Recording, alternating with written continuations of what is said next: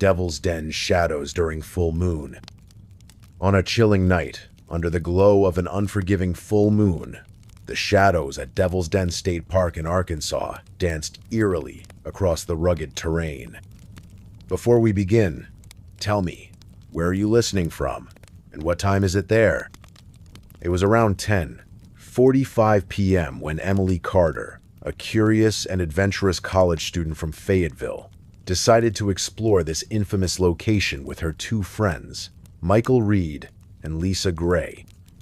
The trio had heard countless stories about the strange occurrences surrounding Devil's Den, but dismissed them as mere folklore until that fateful evening.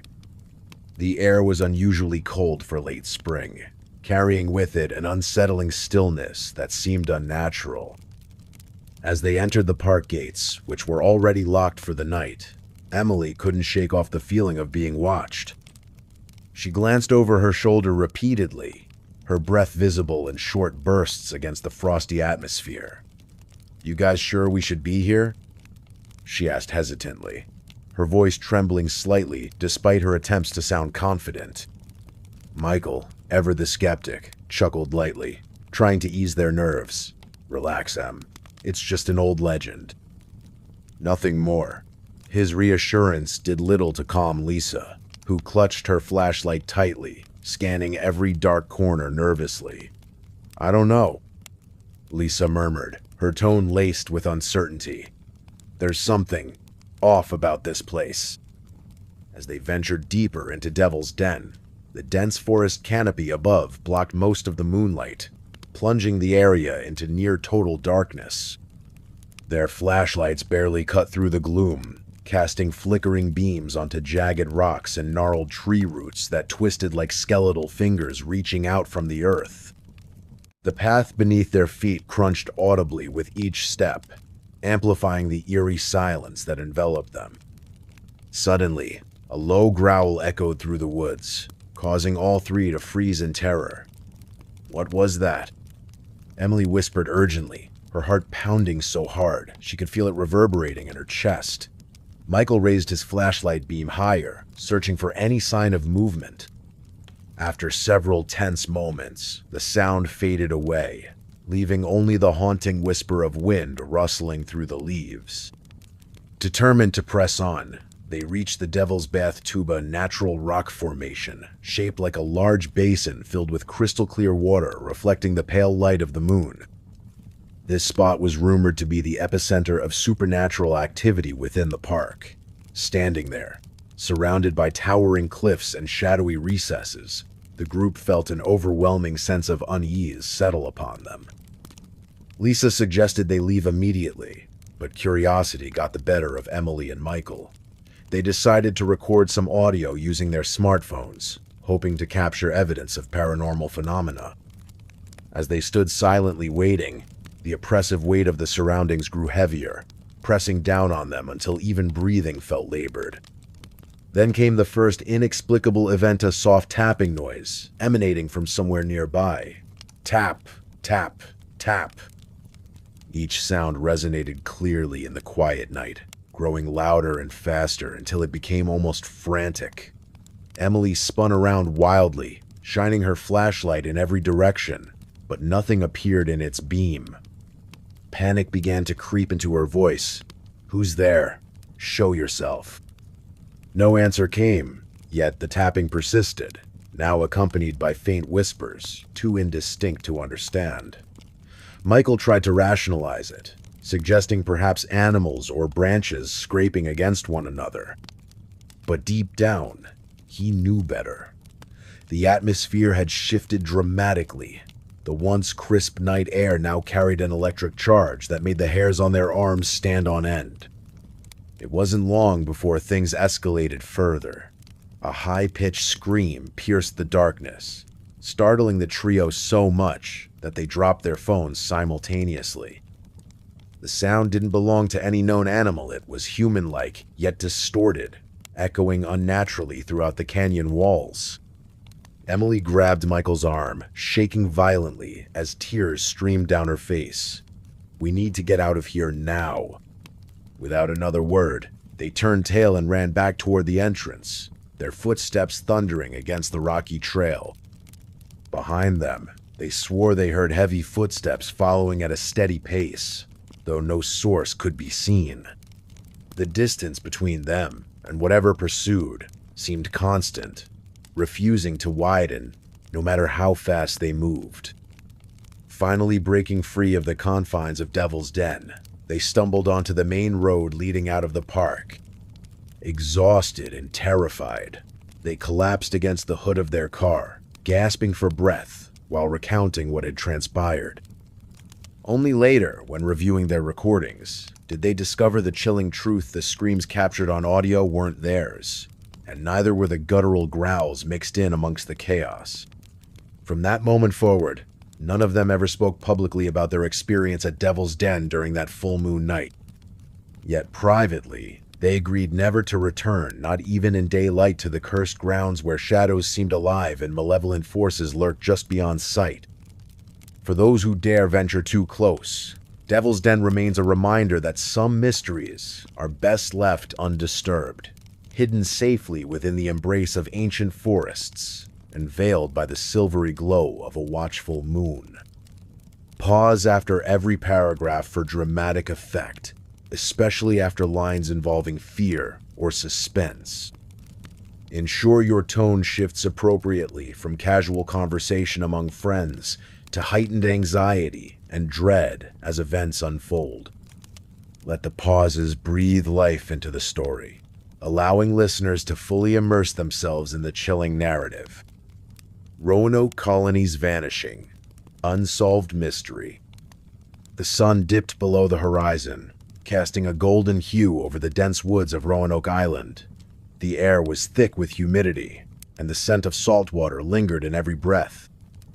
It was late summer, a time when the days stretched long and the nights carried an eerie stillness. This was not just any place, it was the heart of what would become one of America's most enduring mysteries. A group of settlers had arrived here, full of hope and determination, only to vanish without a trace. The colony was led by John White, a man whose vision extended beyond the horizon. He was accompanied by his daughter Eleanor and her husband Ananias Dare, along with their newborn child Virginia, the first English child born in the New World. Their arrival on Roanoke Island marked the beginning of something extraordinary, or so they thought.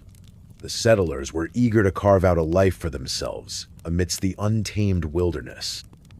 They built homes, cleared fields, and planted crops, all while trying to coexist with the native Croatan people who already called this land home. But tensions brewed beneath the surface. Communication between the settlers and the natives was strained at times, though some friendships did form. There were moments of peace, but there were also whispers of danger lurking in the shadows. The settlers often felt the weight of isolation pressing down upon them. Supplies dwindled faster than expected, and fears about hostile tribes grew stronger as days turned into weeks. Still, they persevered, clinging to the belief that they could make this new world theirs. One fateful day, John White departed for England to secure much-needed supplies. His departure left the colony under the care of those who remained behind. Before leaving, he promised to return swiftly, bringing back everything the settlers needed to thrive. Yet little did anyone know how long it would take before his promise could be fulfilled. As he sailed away from Roanoke Island, the horizon seemed darker, heavier, as if nature itself sensed the impending doom. Months passed, then years. When John finally returned, the scene that greeted him was nothing short of haunting. The once bustling settlement stood eerily silent. Homes lay abandoned, overgrown with vines and weeds. There was no sign of struggle or violence, just an overwhelming emptiness.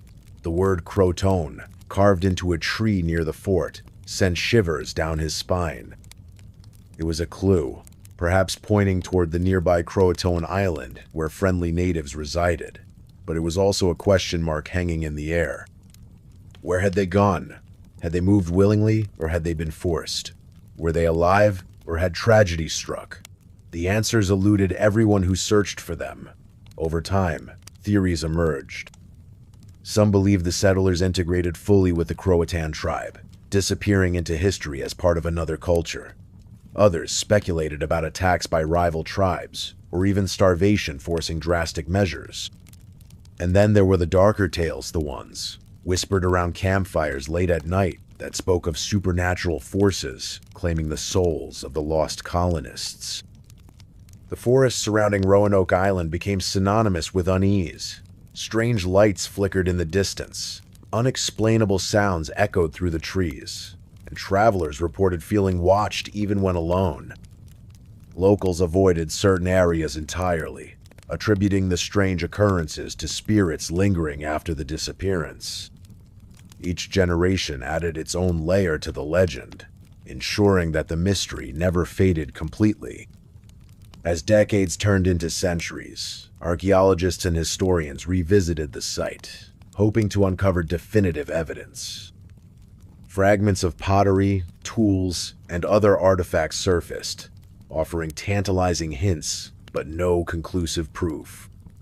DNA testing on modern-day descendants of the Croatan tribe yielded intriguing results, suggesting possible connections to the vanished settlers. But despite advances in technology and research methods, many questions remain unanswered. Today, visitors to Roanoke Island walk among the ruins, feeling the chill of history seep into their bones. The Outer Banks, with its vast stretches of sand and crashing waves, serves as both a memorial and a reminder of humanity's fragility in the face of the unknown. Families gather here during vacations, unaware perhaps of the deeper significance beneath their feet.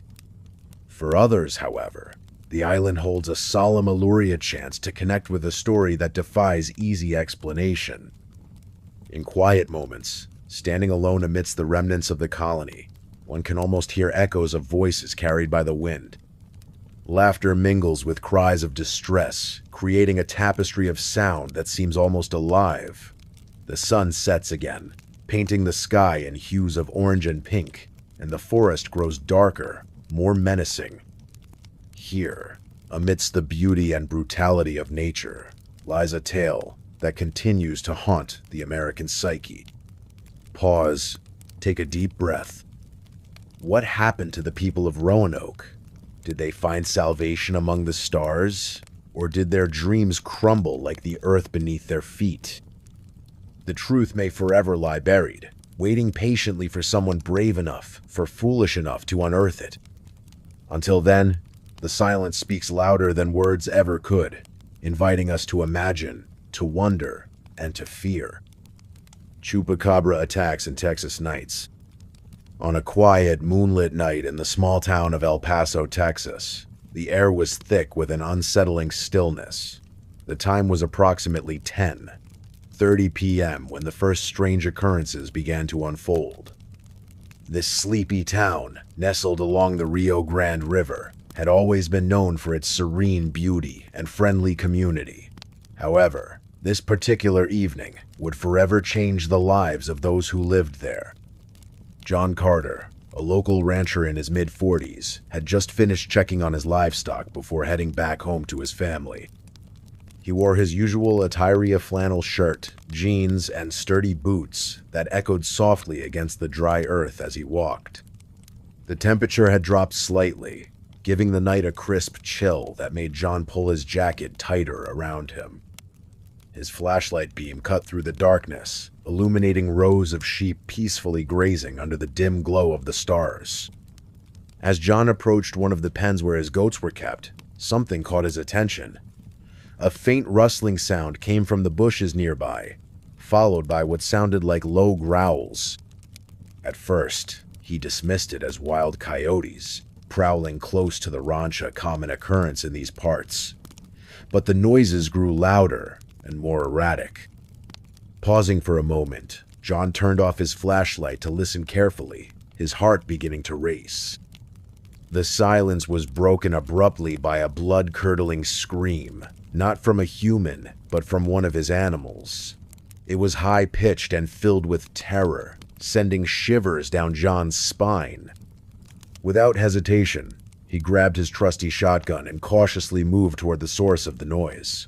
The night seemed heavier now, almost suffocating, as if the very atmosphere itself was holding its breath. Reaching the pen, John shone his flashlight into the enclosure and froze at the horrifying sight before him.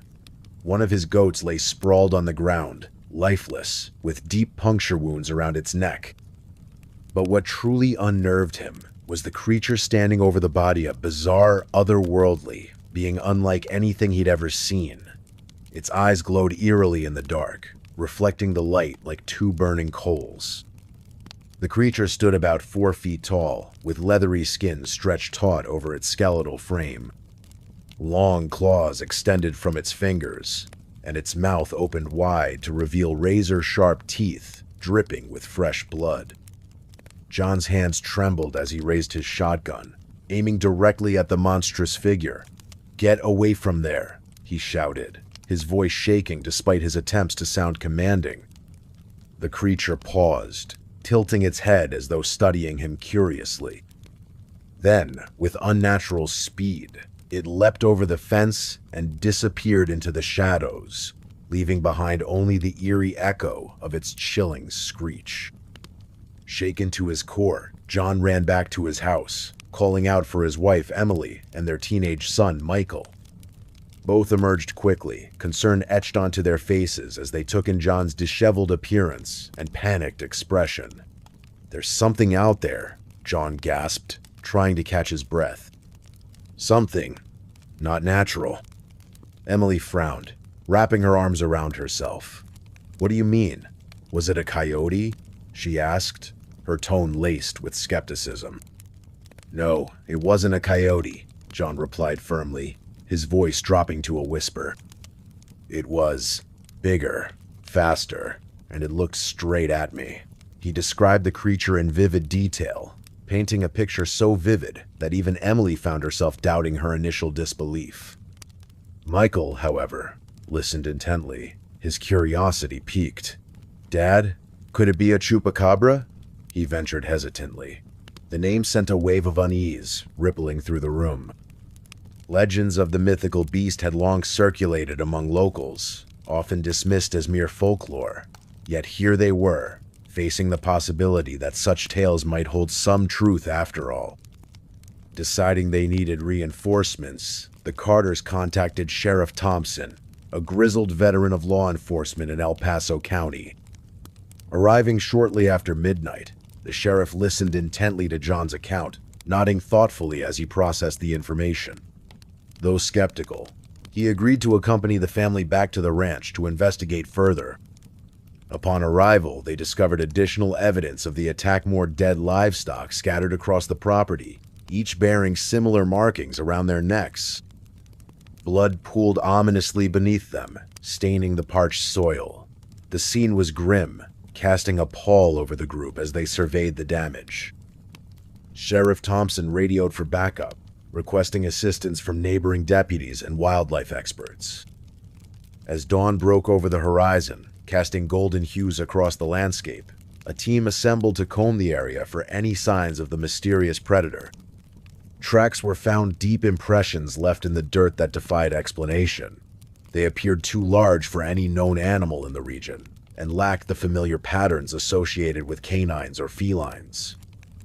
Word spread rapidly throughout El Paso about the strange happenings at the Carter Ranch.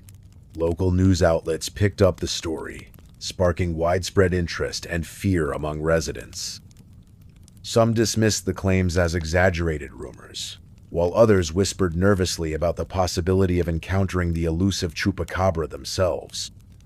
For several nights following the initial attack, tension gripped the town.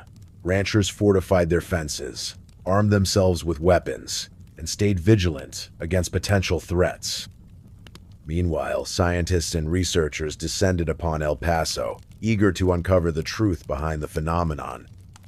DNA samples were collected from the remains of the slain animals, but results proved inconclusive, leaving many questions unanswered. Despite heightened security measures, the attacks continued sporadically. Another rancher reported losing several cattle within a week's time, describing a similar creature lurking near his fields. Each incident added fuel to the fire of speculation, driving people closer to the edge of hysteria. One evening, as the sun dipped below the horizon once again, John decided to set up surveillance equipment around his property. With cameras strategically placed near the pens, he hoped to capture definitive proof of the creature responsible for the carnage. Night fell swiftly, enveloping the land in velvety darkness, punctuated only by the soft hum of crickets and occasional hoots of distant owls. Hours passed without incident, until suddenly, a loud crash reverberated through the air. Rushing outside, John activated the live feed on his phone, watching intently as the camera captured movement near the goat pen. There, it was the shadowy form of the creature slinking stealthily through the brush. Its glowing eyes pierced the gloom, betraying its position as it crept closer to its intended prey. Summoning every ounce of courage, John confronted the beast head-on, firing warning shots into the air. Startled, the creature bolted, disappearing into the night yet again. This time, however, the cameras had recorded valuable footage, providing undeniable evidence of its existence. The video went viral almost instantly, captivating audiences worldwide.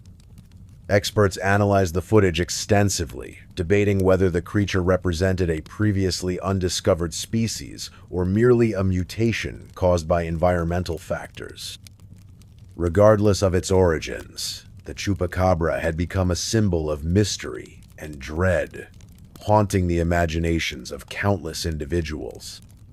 Life in El Paso returned to a semblance of normalcy over time, though the memory of those terrifying nights lingered like a ghost, refusing to fade.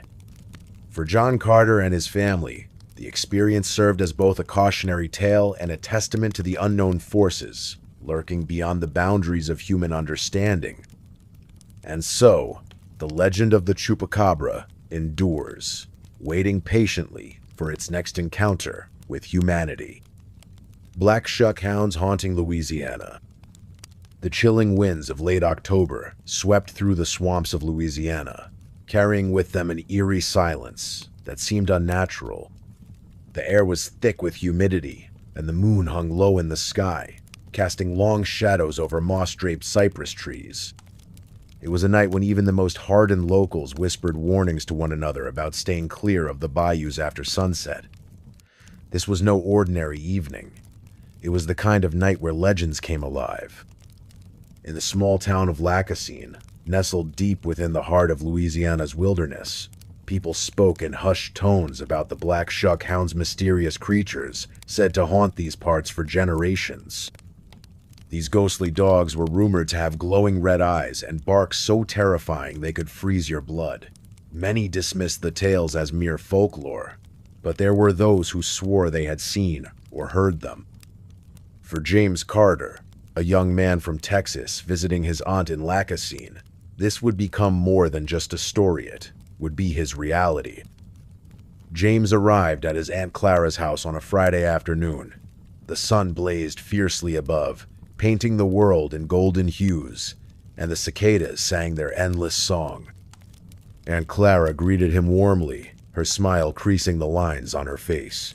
"Welcome back, James," she said, handing him a glass of sweet tea.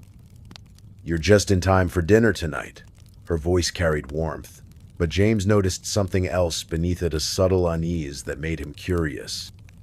That evening, as they sat around the dining table, illuminated by soft candlelight, Aunt Clara began to recount stories of the black shuck hounds.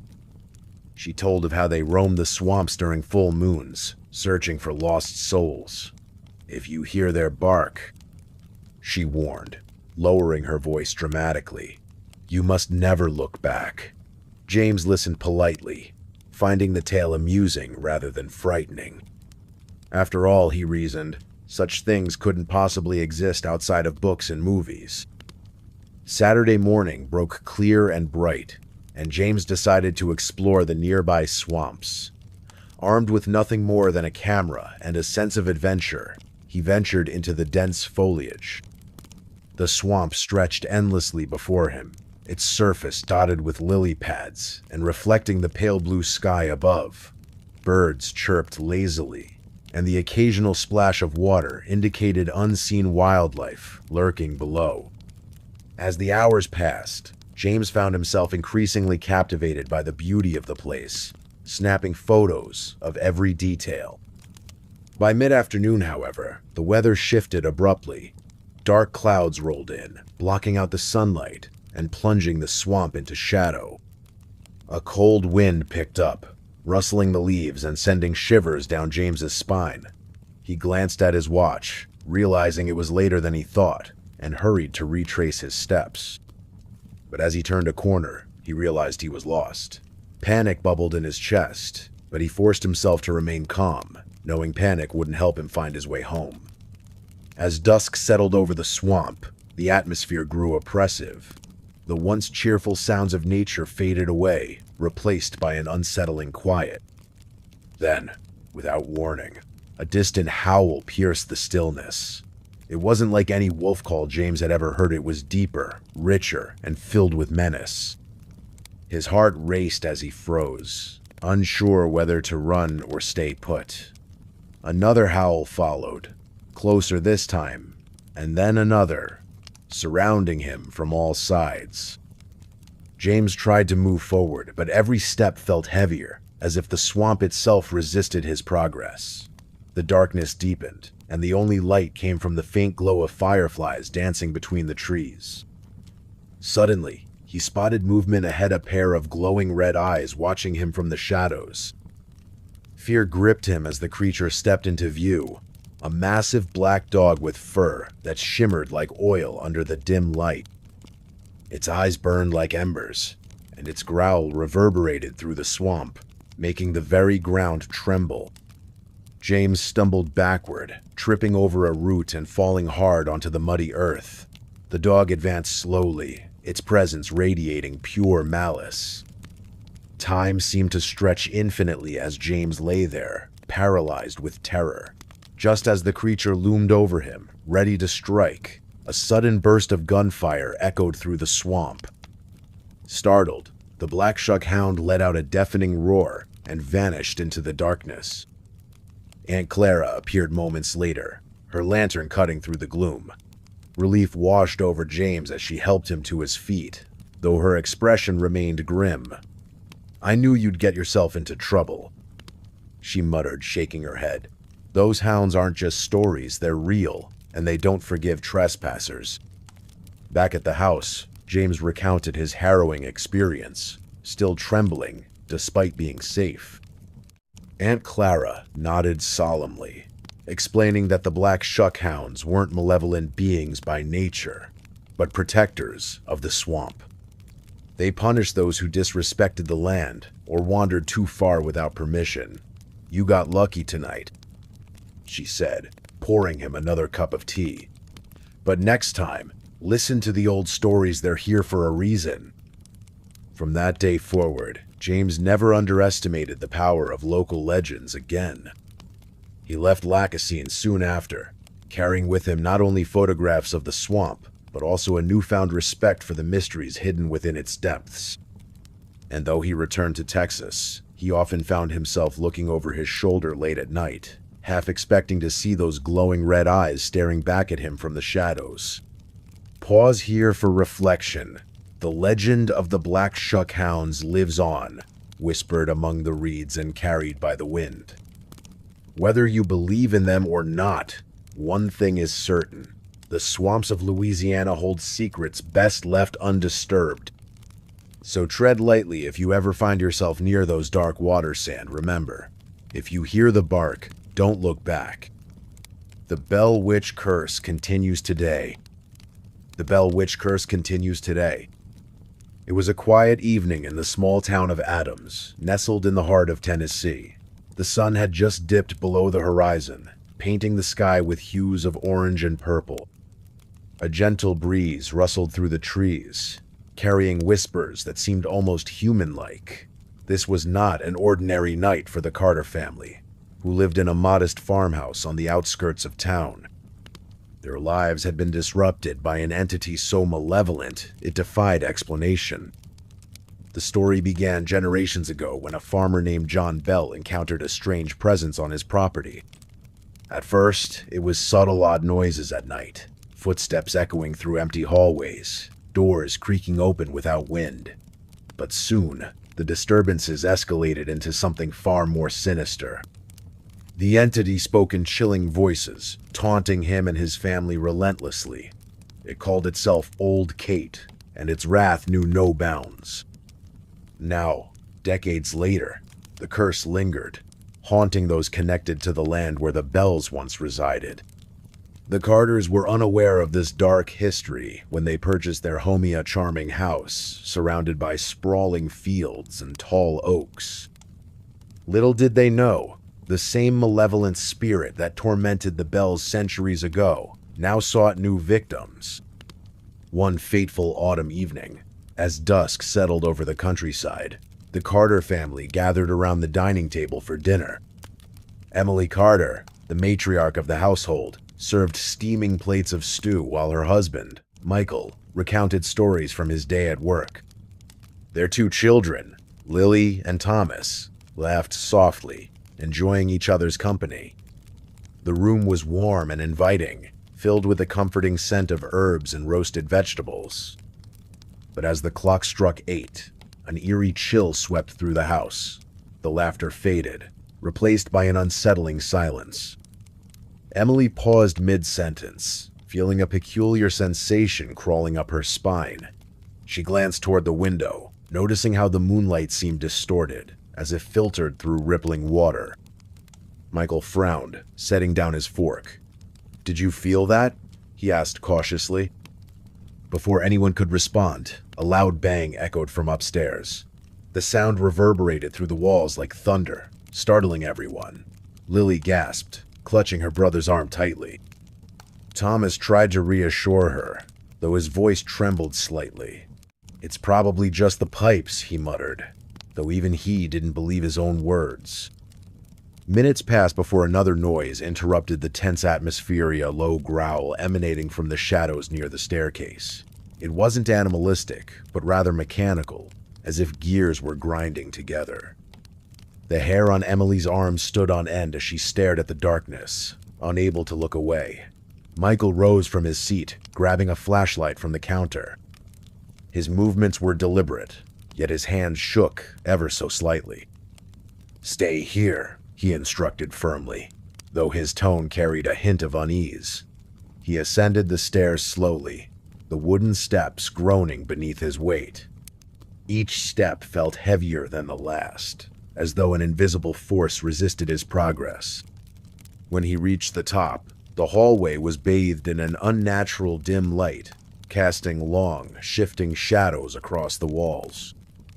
Suddenly, a voice not human, yet eerily familiar whispered behind him, "You shouldn't have come here." The words sent shivers down his spine.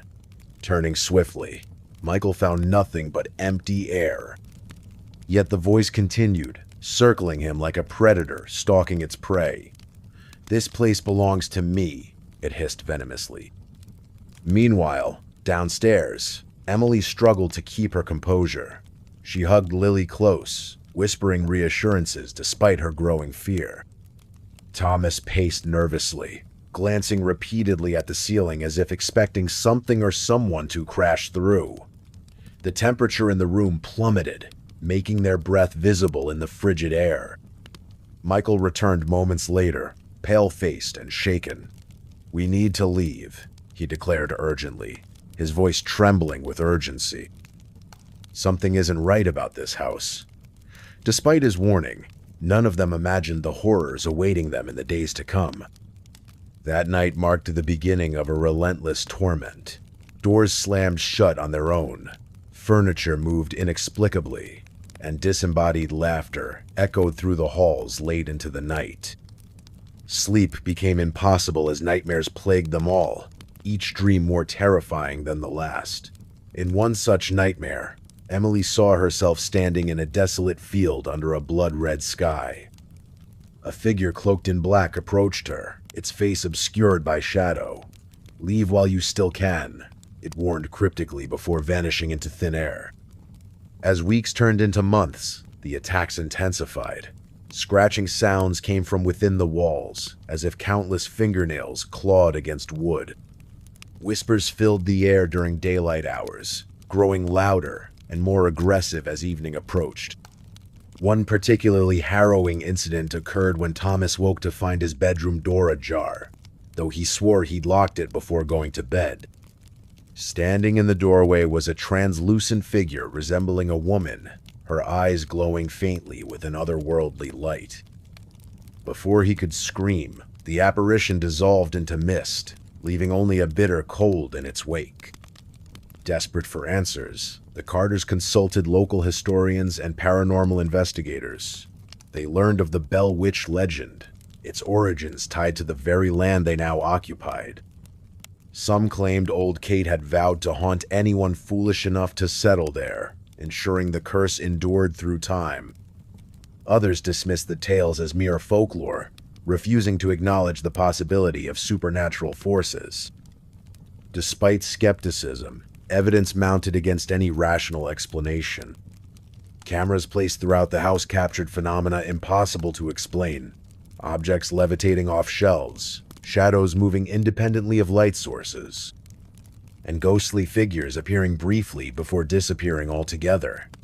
Audio recordings revealed guttural growls and unintelligible mutterings, sounds too deep and resonant to be produced by human vocal cords. The strain took its toll on the family. Arguments erupted frequently, fueled by exhaustion and mounting dread. Emily withdrew into herself, spending hours staring blankly out windows as if searching for some sign of normalcy. Michael grew increasingly irritable, snapping at minor inconveniences that would have gone unnoticed in better times. Even Lily and Thomas, once inseparable, drifted apart, each retreating into their private battles against fear. Yet amidst the chaos, hope flickered faintly. A local medium named Clara offered her assistance, claiming experience dealing with spirits bound to specific locations. Skeptical but desperate, the Carters agreed to let her try. On a crisp winter morning, Clara arrived, armed with tools of her trade: crystals, incense, and ancient texts written in languages long forgotten. She conducted a cleansing ritual in the living room, chanting phrases meant to ward off negative energies. The air grew thick with tension, as smoke curled lazily toward the ceiling. Suddenly, the temperature spiked, sweat breaking out on everyone's skin despite the chilly weather outside. Clara stopped abruptly, her expression grim. "It's angry," she murmured, her voice barely audible over the rising hum in the room. Moments later, the lights flickered violently, plunging the house into darkness. Panic surged through the Carters as heavy footsteps thundered overhead, followed by crashing sounds that suggested furniture being hurled against walls. Clara remained steadfast, lighting a candle whose flame burned unnaturally blue. "I won't let it win," she vowed, determination etched onto her features. Her efforts paid off incrementally. Over several sessions, the frequency of disturbances decreased, though never entirely ceased. The entity lingered, watching silently from the periphery, waiting for an opportunity to reclaim what it considered its domain. Though the Carters eventually sold the house and relocated to another state, they carried the memory of their ordeal with them forever. To this day, rumors persist about the Bell Witch's continued influence. Some say sightings occur near the original site, describing shadowy figures lurking among the trees, or hearing disembodied voices calling out names. Others swear they felt icy fingers brush against their skin while passing through certain areas of Adams. Whether truth or myth, one thing remains certain: the curse of the Bell Witch continues to haunt not only the land, but also the hearts of those braver foolhardy enough to cross its path. Pause for a moment. Take a deep breath. Let the weight of these words sink into your mind. Because sometimes the most terrifying truths are hidden beyond our perception. Skinwalker Ranch's terrifying secrets. The sun was setting over the Utah desert, casting long shadows across the arid landscape. It was an ordinary evening in the small town of Uintah County, where life moved at a slow and steady pace. But for John Carter, a local rancher who had recently purchased the infamous Skinwalker Ranch, this night would change everything forever. The air was heavy with anticipation as he stood on the porch of his newly acquired property, gazing out into the vast expanse of land that stretched endlessly before him. John had heard whispers about the ranch during his time in the area. Stories of strange occurrences, unexplained phenomena, and terrifying encounters were common among the locals. Yet, like many skeptics, he dismissed these tales as mere folklore or exaggerations meant to entertain bored minds. Little did he know, his decision to move forward with the purchase would thrust him into a world far beyond what any human could comprehend. As dusk settled in, the temperature dropped sharply, and a chilling wind swept through the valley. John locked up the main house and headed toward the barn to check on the livestock. The moon was just beginning to rise, its pale light barely illuminating the darkened fields. He carried a flashlight, though it seemed almost unnecessary given how pitch black the surroundings already were. His boots crunched softly against the gravel path leading to the barn, each step echoing faintly in the stillness of the night. Upon reaching the barn, John noticed something unusual. The animals inside were restless, pacing back and forth, despite their usual calm demeanor. Their eyes darted nervously around the dim interior, ears perked up as if listening for some unseen threat. Concerned, John entered cautiously, scanning the space for anything out of the ordinary. That's when he saw Ida's shadow moving swiftly along the far wall, too fast to be one of the cows or horses.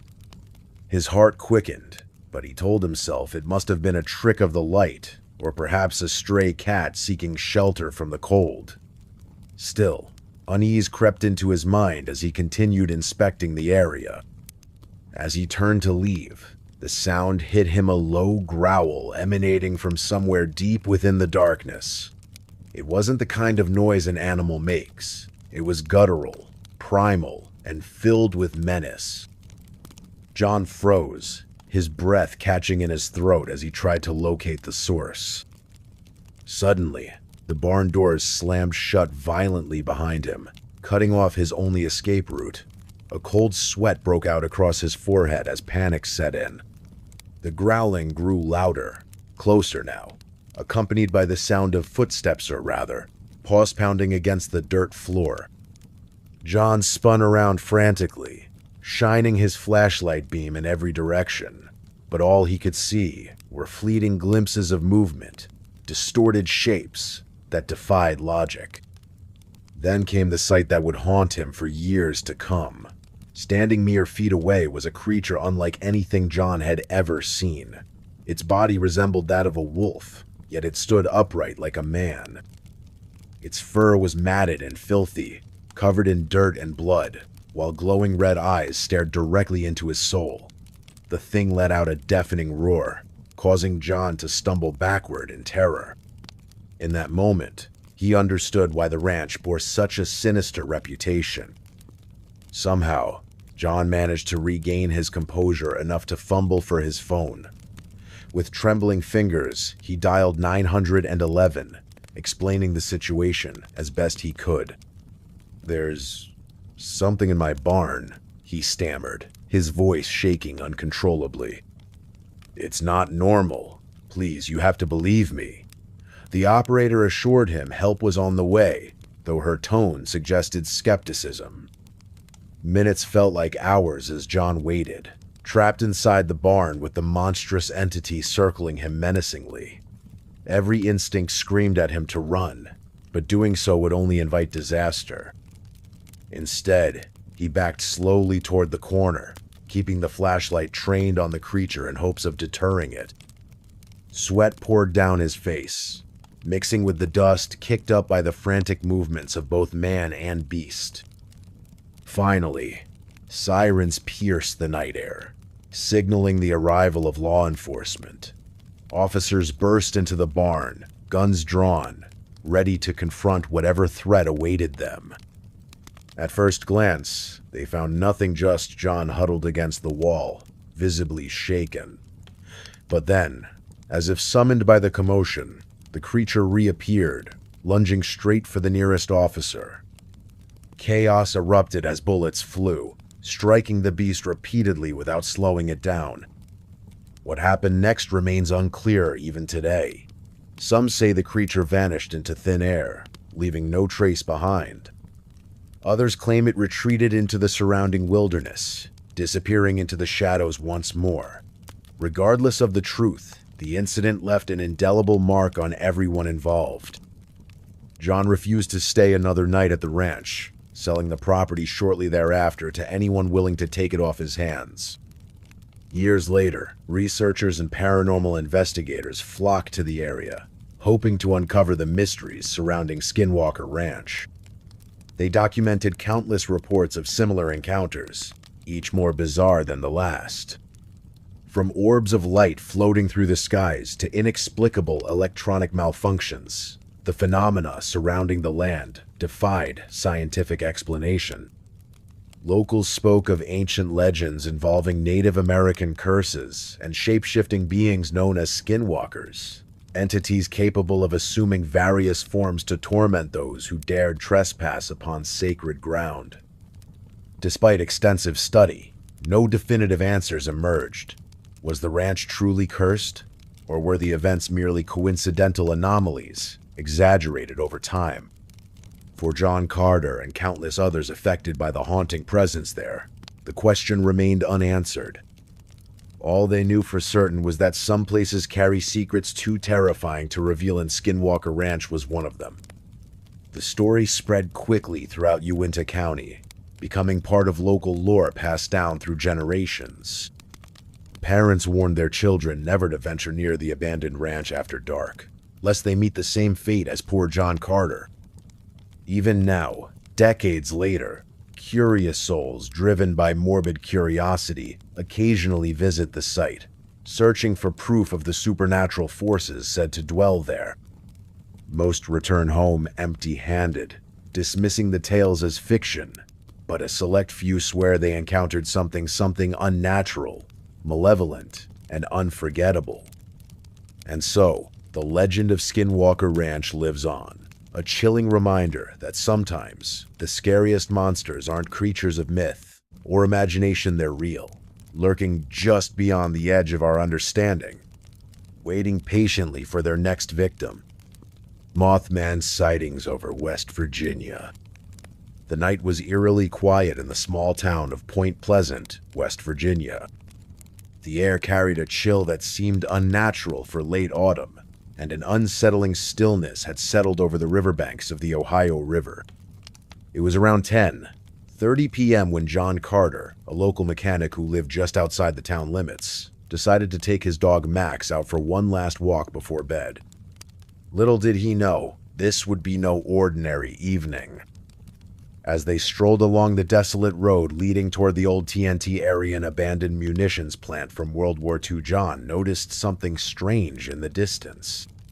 At first, he thought it might have been a bird, or perhaps some kind of owl gliding silently through the darkness. But as it drew closer, its size became apparent. It was far too large to be any known species of bird native to West Virginia. His heart began to race as he froze in place, staring upward at what now loomed above them. The creature's wingspan stretched wider than any airplane John had ever seen up close. Its glowing red eyes pierced through the gloom like twin lanterns, radiating an otherworldly light that illuminated the surrounding trees. For a moment, time seemed to stand still as John struggled to comprehend what he was witnessing. He could feel his pulse pounding in his ears, each beat echoing louder than the last. "Max," he whispered hoarsely, his voice trembling with fear.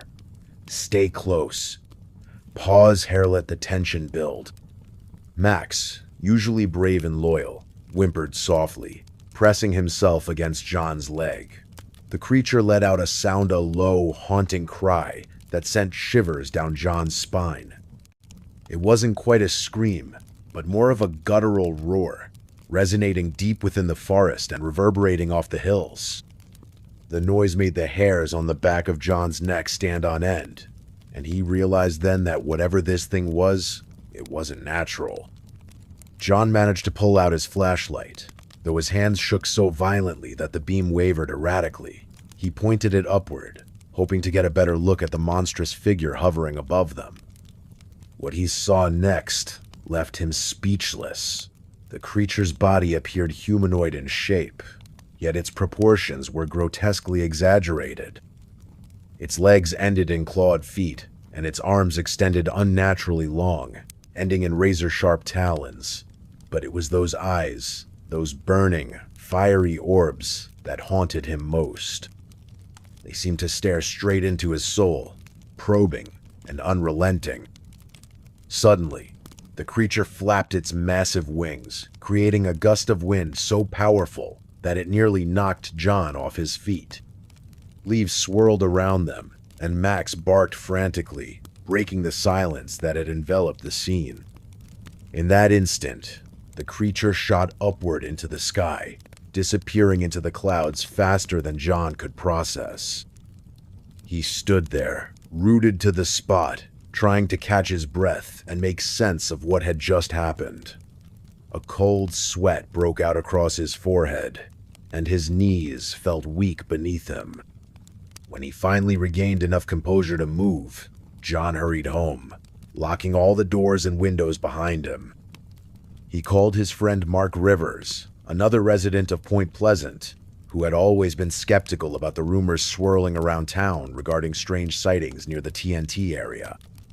"Mark," John said urgently, his voice strained, "you need to hear this. I think I just saw the Mothman." On the other side of the line, Mark hesitated. He'd heard stories about the Mothman since childhood, tales passed down by locals who claimed the creature was both a harbinger of doom and a protector of sorts. Some believed it warned people of impending disasters, while others thought it was simply a malevolent force preying on human fear. Whatever the truth, Mark couldn't ignore the urgency in John's voice. "Tell me everything," he urged, sitting up straight in his chair. John recounted every detail: the glowing eyes, the unearthly cry, the sheer size of the creature. As he spoke, Mark jotted down notes, feeling a growing unease creep over him. Over the past few weeks, several residents of Point Pleasant had reported similar encounters, though none as vivid as John's. There was Mrs. Thompson, who swore she saw a shadowy figure lurking outside her window late at night. And there was young Tommy Lewis, who claimed a pair of glowing red eyes followed him home from school. Each story added another piece to the puzzle, painting a picture of something sinister lingering just beyond the veil of reality. By morning, news of John's encounter had spread throughout the town. People gathered in groups, whispering nervously about the possibility of the Mothman returning. Some dismissed the accounts as mere coincidence or exaggeration, while others clung to their beliefs, convinced that the creature was real and watching them. The atmosphere in Point Pleasant grew increasingly tense, with paranoia spreading like wildfire among the community. For days afterward, John avoided the TNT area altogether, fearing another confrontation with the mysterious being. Yet curiosity eventually got the better of him. On a crisp November afternoon, he ventured back to the site where he'd first encountered the creature, armed with nothing but his flashlight and a renewed determination to uncover the truth. The woods were eerily silent, save for the occasional rustle of leaves underfoot. The sun cast long shadows across the ground, giving the landscape an almost surreal quality. As John wandered deeper into the forest, he stumbled upon a peculiar marking etched into the bark of a tree. It resembled a symbol of some sort, though he couldn't recognize it. The lines were jagged and uneven, as if carved by something sharp rather than drawn.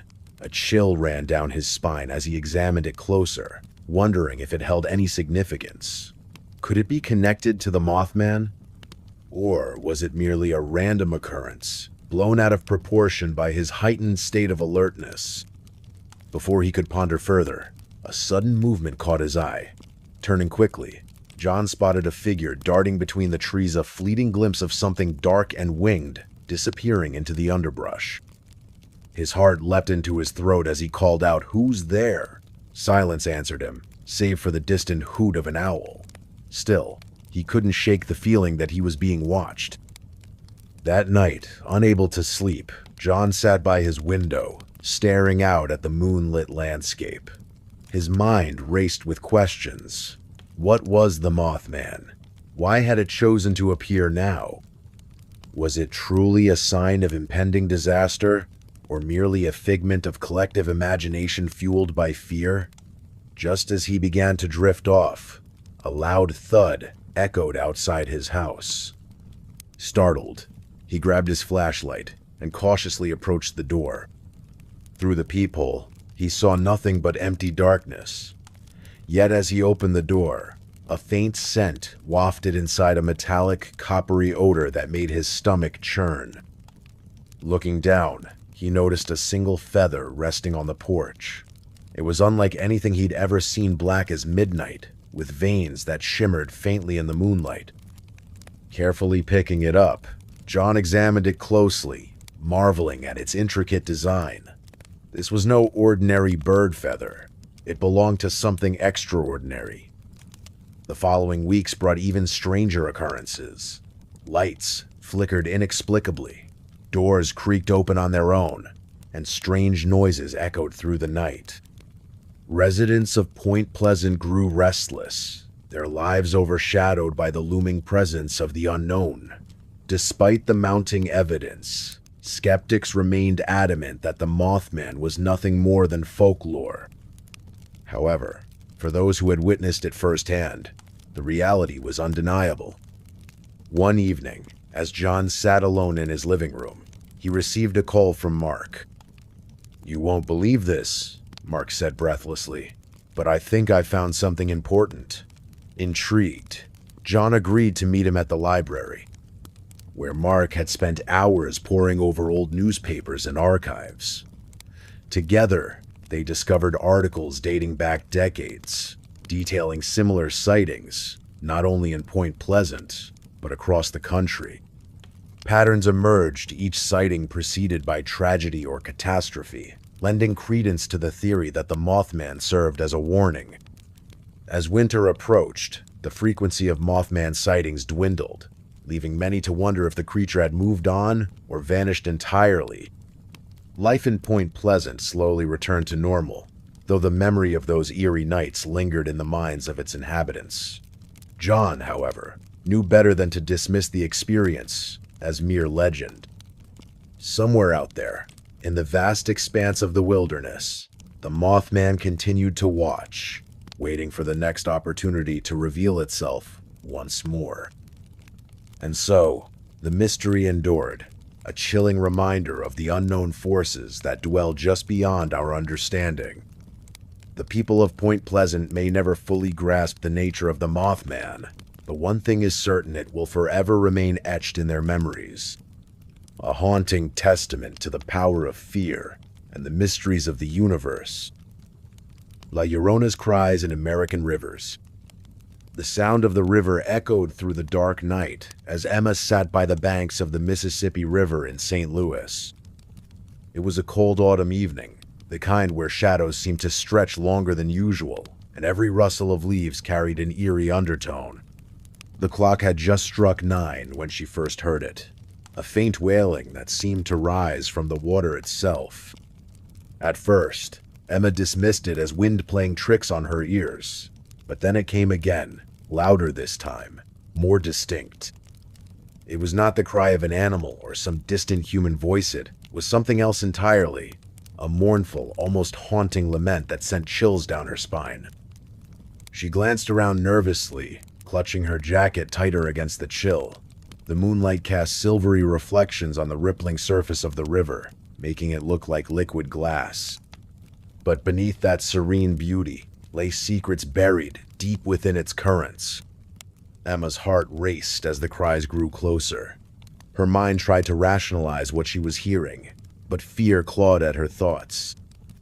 She remembered the stories her grandmother used to tell about La Lloronath, weeping woman who roamed rivers searching for her lost children.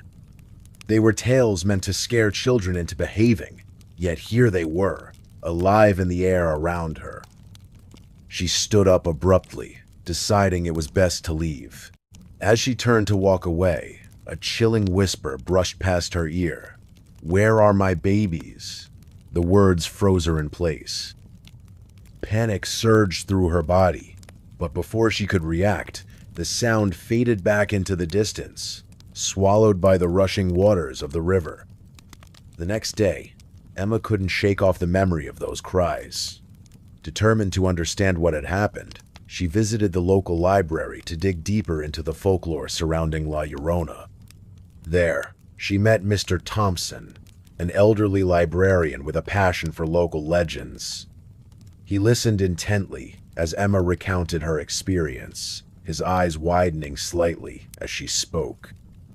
"That river has been the site of many strange occurrences," he said slowly, leaning forward in his chair. "La Llorona is said to have claimed victims along these very shores." Mr. Thompson handed her a book titled Riverside Ghosts.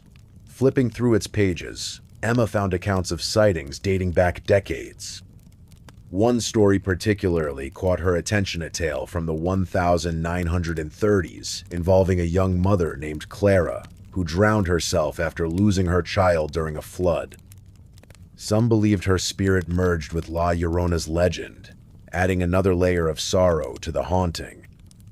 As the days passed, Emma became obsessed with uncovering the truth behind the cries. Each evening, she returned to the riverbank, hoping to catch another glimpse of the mysterious presence. On one such night, under a full moon, she finally saw a Heron apparition dressed in tattered white robes, standing knee-deep in the water. Her face was obscured by long, flowing hair, but her piercing sobs reverberated through the stillness of the night. Emma approached cautiously, driven by both curiosity and dread. "Who are you?" she called out softly, her voice trembling. The figure paused, turning slightly toward her. For a moment, there was silence, heavy and oppressive. Then, in a voice so sorrowful it broke Emma's heart, the ghost replied, "I am waiting for them to come back." Tears welled up in Emma's eyes as realization dawned upon her. This wasn't just a ghost. It was a soul trapped between worlds, bound by grief and guilt. Moved by compassion, Emma decided to help. With Mr. Thompson's guidance, she began researching rituals and prayers traditionally used to appease restless spirits. Weeks later, armed with knowledge and determination, Emma performed a ceremony at the riverbank. Surrounded by flickering candles and chanting softly, she invoked peace for the tormented soul. The air grew thick with emotion as the ghostly figure appeared once more, hovering silently above the water. "Thank you," it whispered, its voice tinged with gratitude. Slowly, the apparition began to fade, dissolving into mist that rose gracefully toward the heavens. The river seemed calmer now, its waters reflecting the stars without a trace of sorrow. Relieved but exhausted, Emma collapsed onto the grass, feeling a weight lift from her shoulders. From that day forward, the cries ceased, leaving only the gentle flow of the Mississippi River to accompany the quiet nights. Though she never forgot her encounter, Emma knew she had done something meaningful, bridging the gap between the living and the dead, bringing closure to a soul lost in time. And so, the legend of La Llorona continued, evolving with each retelling, forever intertwined with the rivers of America.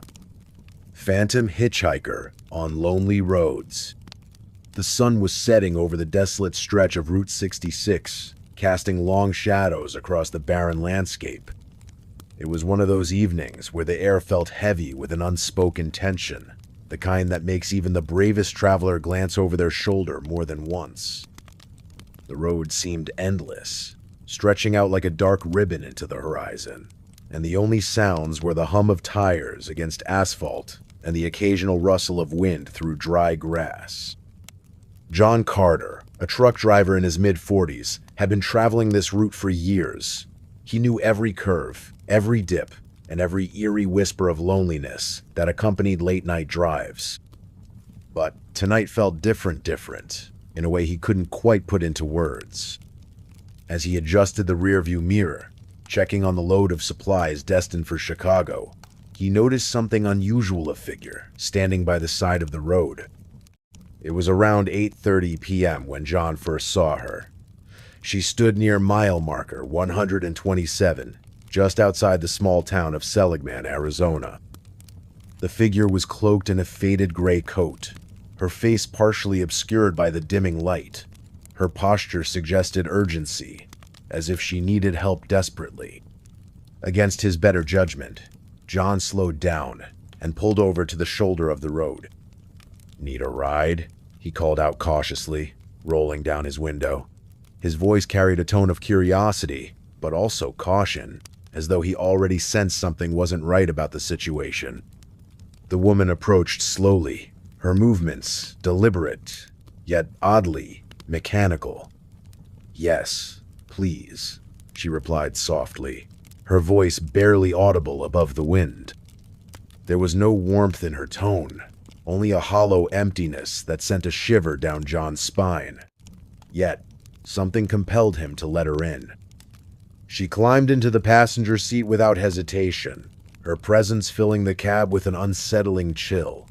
John tried to make small talk, asking where she was headed, but her responses were vague and detached. "Just somewhere safe," she murmured, staring straight ahead. Her eyes seemed to pierce through the darkness, reflecting none of the usual flicker of life. As they drove deeper into the night, the atmosphere grew heavier. By 9:15 p.m., they had passed through several ghost towns, their abandoned buildings looming like silent witnesses to some forgotten tragedy. The radio crackled faintly, playing static instead of music, which added to the growing unease. John glanced at his passenger occasionally, noticing how still she remained, almost unnaturally so.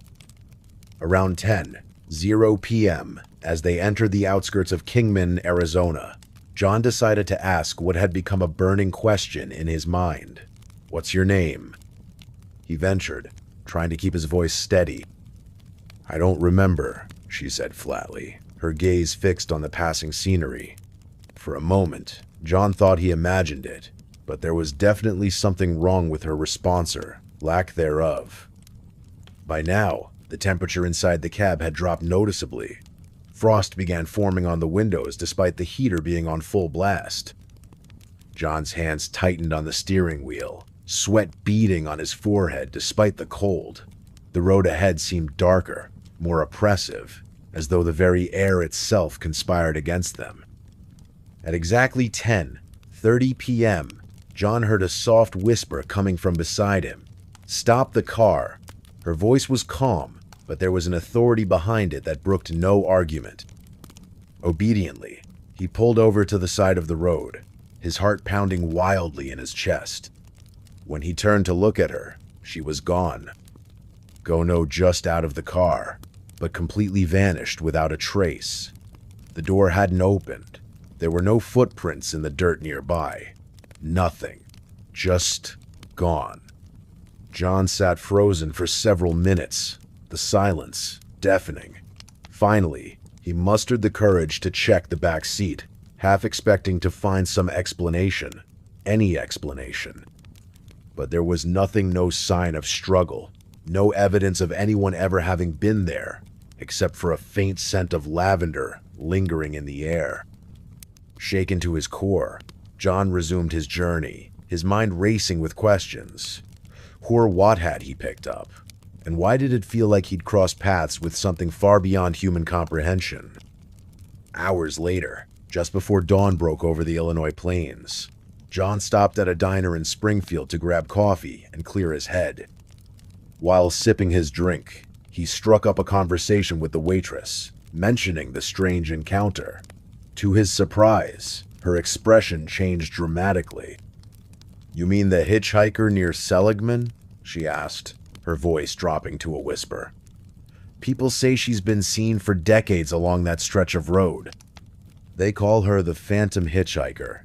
Some claim she's looking for closure after dying in a car accident years ago. Others think she's a warning sign to travelers who dare venture too far alone."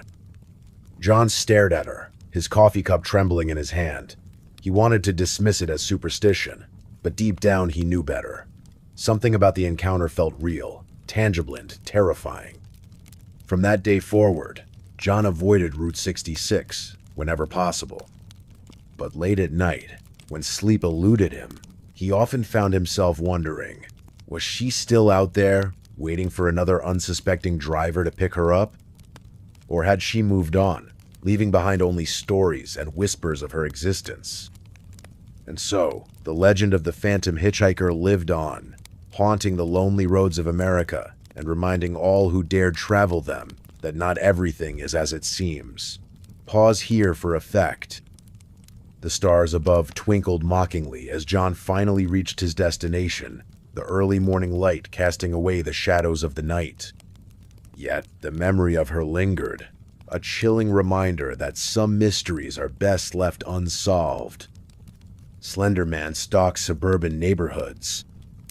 The quiet suburban neighborhood of Willow Creek was like any other in the United States, with its neatly trimmed lawns, children playing on the streets, and families enjoying their evenings under the soft glow of porch lights. But as the sun dipped below the horizon one autumn evening, casting long shadows across the landscape, an unsettling presence began to weave itself into the fabric of this peaceful community. It was around 7:45 p.m. when the first whispers of something strange reached the ears of residents. Emily Carter, a local mother who lived at 12 Maple Lane, had just finished helping her two young sons with their homework. She glanced out the window while tidying up the kitchen, her eyes scanning the familiar sight of her backyard. The air was crisp, carrying the scent of fallen leaves, and the faint rustling of branches above added a gentle rhythm to the evening's tranquility. But then, Emily noticed something unusual: a tall figure, standing motionless, near the edge of the woods that bordered her property. Her heart skipped a beat as she squinted through the fading light. Was it just a trick of the fading sunlight? Or perhaps one of the neighbors taking an evening stroll? Curiosity mingled with unease as Emily moved closer to the window for a better look. The figure didn't move, but its silhouette seemed unnaturally slender, too thin to be human. A shiver ran down Emily's spine as she called out to her neighbor across the street, Linda Harper, who was watering her plants. "Linda, do you see that?" Emily shouted, pointing toward the woods. Her voice carried a note of urgency, causing Linda to pause mid-motion and follow her gaze.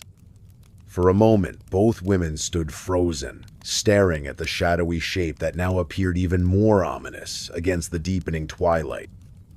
Then, as suddenly as it had appeared, the figure vanished into the trees without making a sound. Linda shook her head, dismissing it as a stray animal, or maybe just their imagination playing tricks on them after a long day. "It's probably nothing, Em," she said reassuringly, though her tone lacked conviction. Still, Emily couldn't shake off the feeling that something wasn't right. She decided to call her husband, Mark, who was still at work downtown, and tell him about what she saw. Meanwhile, across town at 3 Pine Avenue, another family was about to experience their own encounter. Jake Thompson, a high school student preparing for his exams, was sitting in his room with headphones on, listening to music while studying. At exactly 8:05 p.m., he felt a sudden chill run through him, despite the warmth inside his home. He paused his playlist and looked around, wondering if someone had opened a window. That's when he heard a soft whisper coming from outside his bedroom window.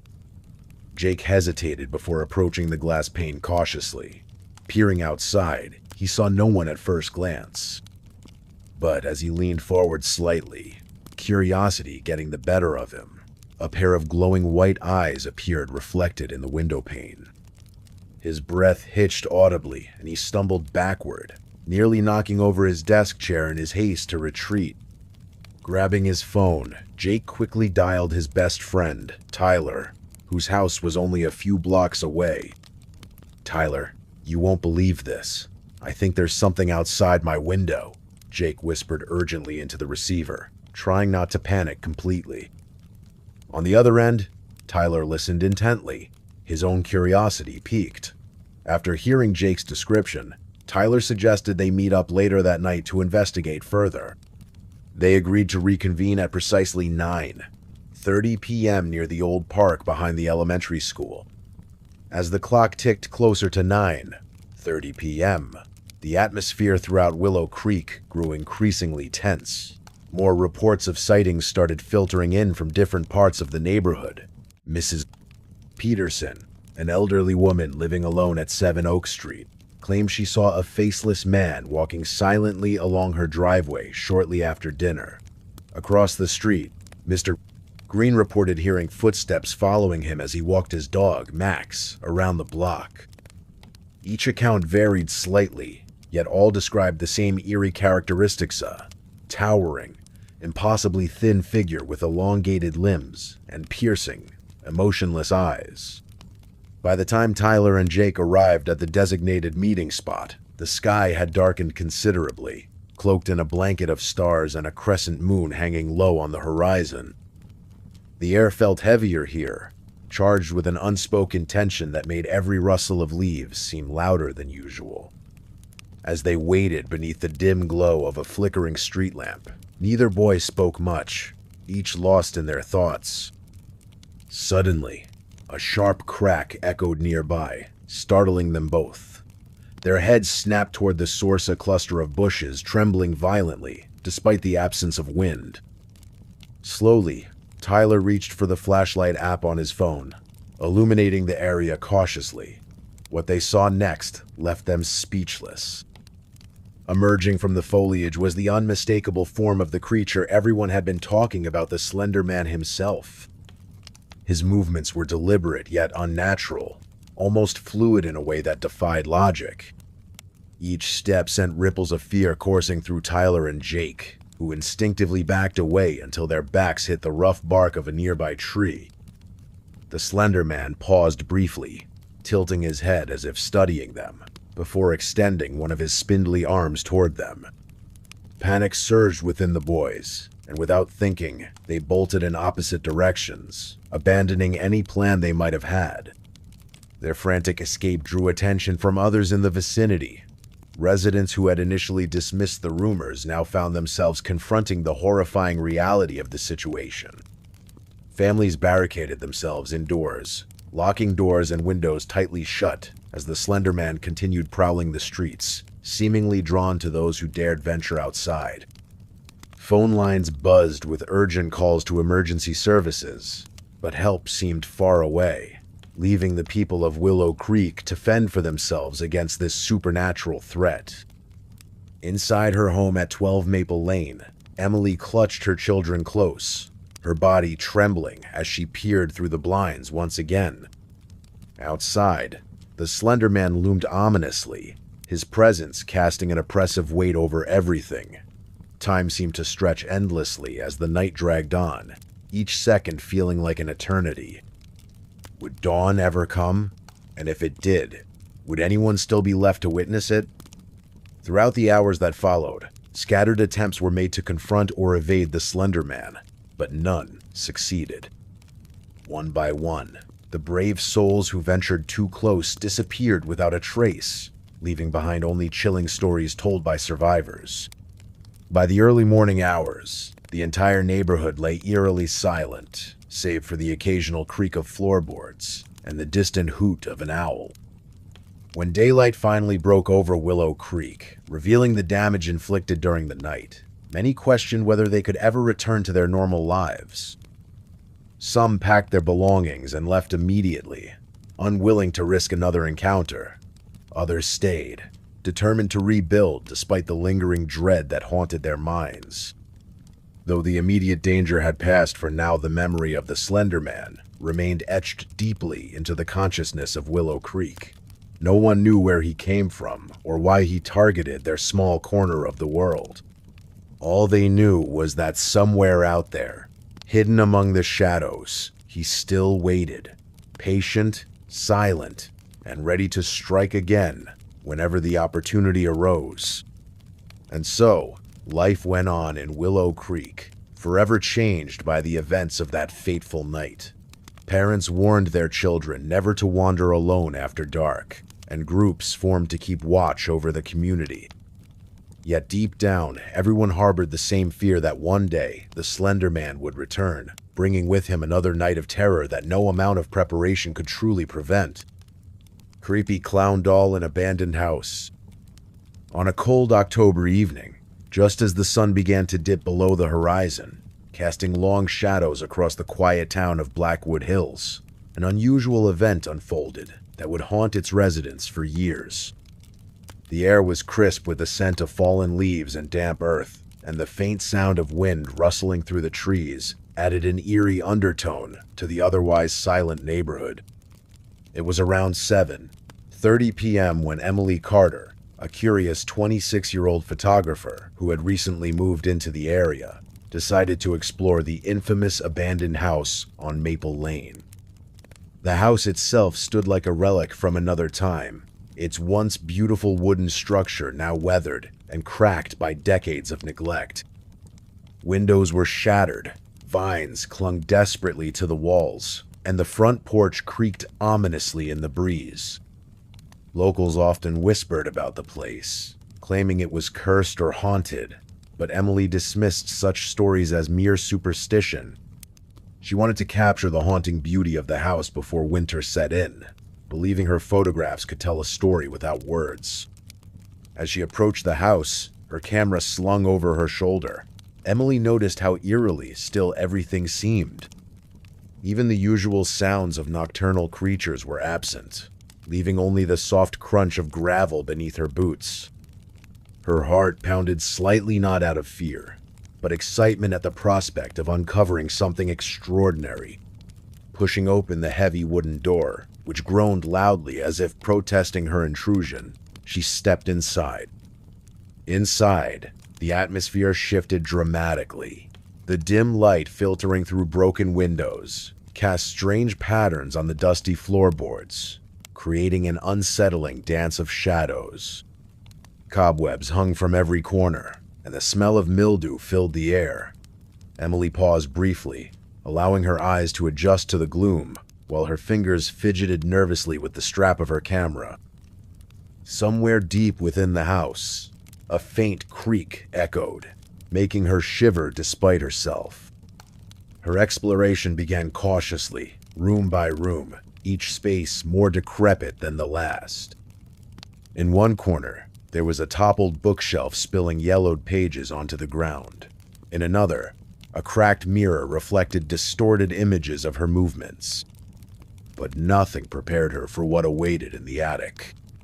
Climbing the rickety staircase leading upward, Emily felt an inexplicable chill creep up her spine. Each step seemed louder than the last, reverberating through the hollow interior like a warning shot.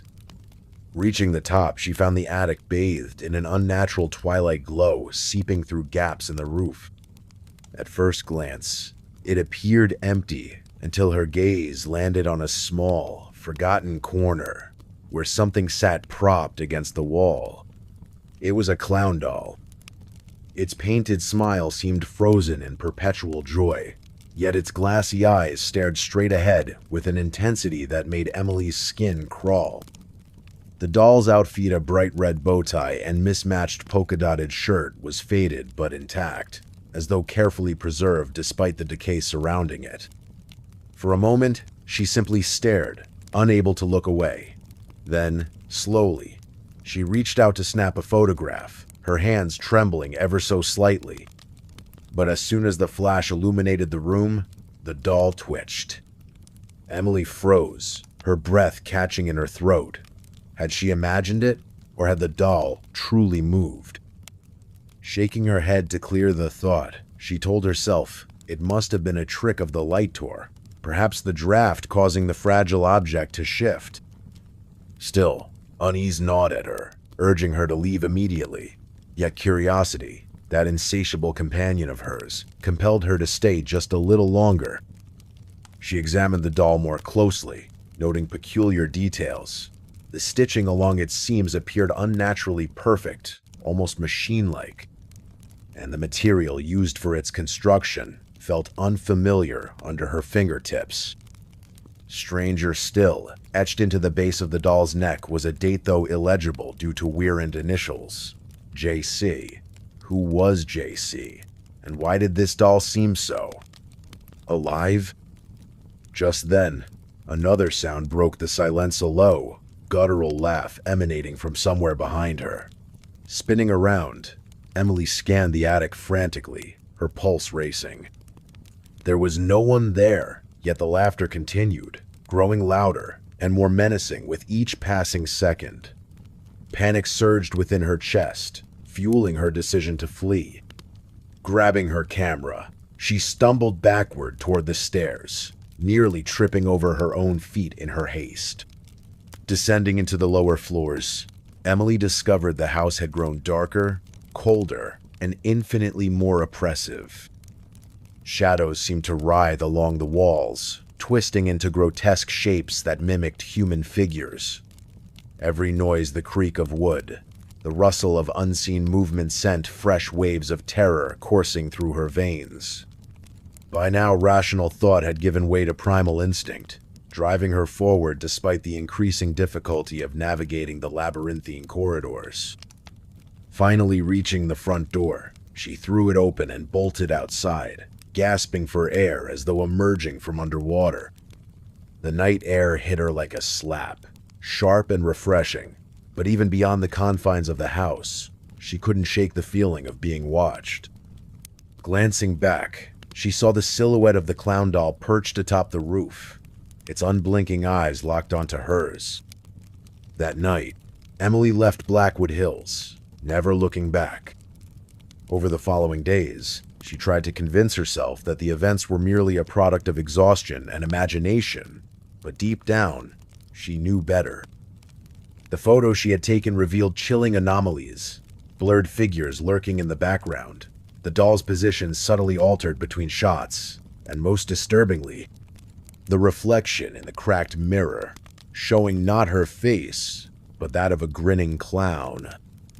Years later, rumors spread among the townsfolk of Blackwood Hills about the cursed clown doll.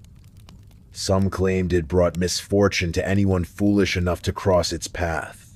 Others whispered of a malevolent spirit trapped within its porcelain shell. Whatever the truth may be, one thing remains certain. The abandoned house on Maple Lane continues to stand, waiting patiently for its next visitor. And somewhere, hidden within its decaying walls, the clown doll waits Toot's painted smile unwavering, its glassy eyes watching, always watching. Headless Horseman rides near Sleepy Hollow. The night was unusually still as the moon hung low in the sky, casting an eerie glow over the quiet town of Sleepy Hollow. The air carried a chill that seeped into the bones, hinting at the arrival of autumn's embrace. It was just past midnight when Emily Carter found herself walking along the narrow dirt path that led from her small cottage to the nearby village square. Her lantern swayed gently in her hand, its flickering light barely enough to illuminate the darkened woods on either side of the trail. Emily had always been drawn to this time of night, finding solace in the solitude it offered after long days spent tending to her garden and caring for her aging mother back home. But tonight felt different, strange even. A heavy silence enveloped the forest, broken only by the distant hoot of an owl and the occasional rustle of leaves stirred by an unseen breeze. She paused for a moment, listening intently. Her heart, quickening slightly as unease, began to creep into her thoughts. There was something about the atmosphere taught attention, that seemed almost palpable. As she resumed her walk, the sound of hooves striking the ground echoed faintly through the trees ahead. Emily froze, gripping her lantern tighter as fear bubbled up within her chest. The noise grew louder, more urgent, until it became clear. Someone or something was riding fast toward her position. Panic surged through her veins, but before she could react, a figure emerged from the shadows, moving with unnatural speed. It was unlike anything Emily had ever seen. Perched atop a sleek black stallion, the rider wore no head upon their shoulders, only darkness where a face should have been. Its cloak billowed wildly behind it, catching the faint glow of the moonlight like a shadow given form. Emily's breath caught in her throat as terror gripped her entire being. For what felt like an eternity, the creature stared down at her with hollow eyes that seemed to pierce straight into her soul. Then, without warning, the horse reared up on its hind legs, letting out a deafening neigh that shook the very air around them. Emily stumbled backward, nearly dropping her lantern as the apparition charged forward, vanishing into the mist just as suddenly as it had appeared. Left alone once more under the watchful gaze of the moon, Emily stood trembling, unsure whether what she had witnessed was real or some cruel trick played by her weary mind. But the truth of the matter weighed heavily upon her shoulders as she finally managed to make her way back home. The villagers would later recount similar tales of encountering the Headless Horseman near Sleepy Hollow, ghostly presence born from legends whispered among generations. Some claimed it was the spirit of a Hessian soldier who lost his life during battles fought long ago. Others believed it to be a harbinger of doom sent to haunt those who dared trespass upon sacred grounds. For Emily Carter, however, there remained no doubt. That fateful night etched itself permanently into her memory, serving as both cautionary tale and testament to the mysteries that linger beyond our understanding. And though many years have passed since then, the echoes of hoofbeats still resonate through the hearts of those who dare venture too close to the edge of reason and the unknown. The next evening arrived swiftly, bringing with it another opportunity for Emily to confront her fears, perhaps avoid them altogether. As twilight painted the horizon in hues of orange and pink, she hesitated near the threshold of her humble abode. Her hands trembled slightly as they rested against the wooden doorframe, torn between curiosity and self-preservation. Should she risk another encounter, or would prudence dictate staying safely indoors? After much deliberation, Emily decided to seek answers rather than remain trapped in uncertainty. Armed with nothing more than her trusty lantern and a newfound resolve, she ventured forth once again into the encroaching darkness. This time, however, she chose a different route, less frequented by travelers, yet rumored to hold secrets buried deep within the earth itself. The journey took her further away from familiar landmarks and deeper into the heart of the wilderness surrounding Sleepy Hollow. Ancient oaks loomed overhead, their gnarled branches intertwining to create a natural canopy that blocked out most of the fading sunlight. Shadows danced erratically across the forest floor, cast by the last remnants of daylight filtering through the dense foliage above. Each step forward seemed to amplify the sense of isolation pressing down upon her shoulders. Hours passed uneventfully until Emily reached a clearing bathed in silvery moonlight. At its center stood an ancient stone monument, weathered by countless seasons and bearing inscriptions worn smooth by time. Intrigued, she approached cautiously, her lantern held high to better examine the markings etched into the surface. They spoke of sacrifices made and promises kept, an oath sworn between man and something far older, darker, and infinitely more powerful. Before she could fully decipher the meaning behind these cryptic words, the sound of galloping hooves shattered the tranquil ambiance of the clearing. Emily spun around instinctively, her breath hitching as the now familiar silhouette emerged from the shadows. Once again, the Headless Horseman materialized before her eyes, riding atop its majestic steed with an otherworldly grace that defied logic. This time, however, Emily did not flee. Instead, she faced the entity head-on, her voice steady despite the turmoil raging within. "Who are you?" she demanded, her question hanging in the air like a challenge. To her astonishment, the horseman responded not verbally, but through gestures imbued with profound significance. With each movement of its gloved hand, images flashed vividly before her mind's eye. Scenes of war, loss, and redemption woven together into a tapestry of sorrow and longing. Through this silent communication, Emily learned the truth about the specter haunting the lands near Sleepy Hollow. It was indeed the spirit of a fallen warrior, bound eternally to the mortal realm due to a betrayal suffered centuries prior. His quest for vengeance had transformed him into a creature feared by all who crossed his path, but beneath the monstrous exterior lay a soul yearning for peace and absolution. Touched by this revelation, Emily vowed to aid the tormented soul in breaking free from its eternal curse. Together they embarked upon a perilous journey fraught with danger and uncertainty, navigating treacherous landscapes and confronting malevolent forces determined to keep the horsemen imprisoned. Along the way, Emily discovered strengths she never knew she possessed, fueled by compassion and unwavering determination. Their adventure spanned many nights, each one revealing new facets of the complex relationship forming between them. Though the horseman remained silent throughout their travels, his actions spoke volumes, demonstrating a depth of emotion rarely attributed to such supernatural beings. In turn, Emily's courage inspired hope within him, reigniting the embers of humanity long thought extinguished. Ultimately, their efforts culminated in a climactic confrontation atop a windswept cliff overlooking Sleepy Hollow. There, amid swirling mists and howling winds, Emily performed a ritual passed down through oral tradition, calling upon powers ancient and forgotten to sever the chains binding the horseman to his earthly torment. As dawn broke over the horizon, bathing the scene in golden light, the spectral rider dissolved into particles of light, ascending heavenward to find the rest he so desperately sought. Though the horseman's departure left a void in Emily's life, she carried the lessons learned from their shared experiences with pride and gratitude. No longer afraid of the shadows lurking in the world, she dedicated herself to helping others overcome their own fears, becoming a beacon of strength and resilience within the community of Sleepy Hollow.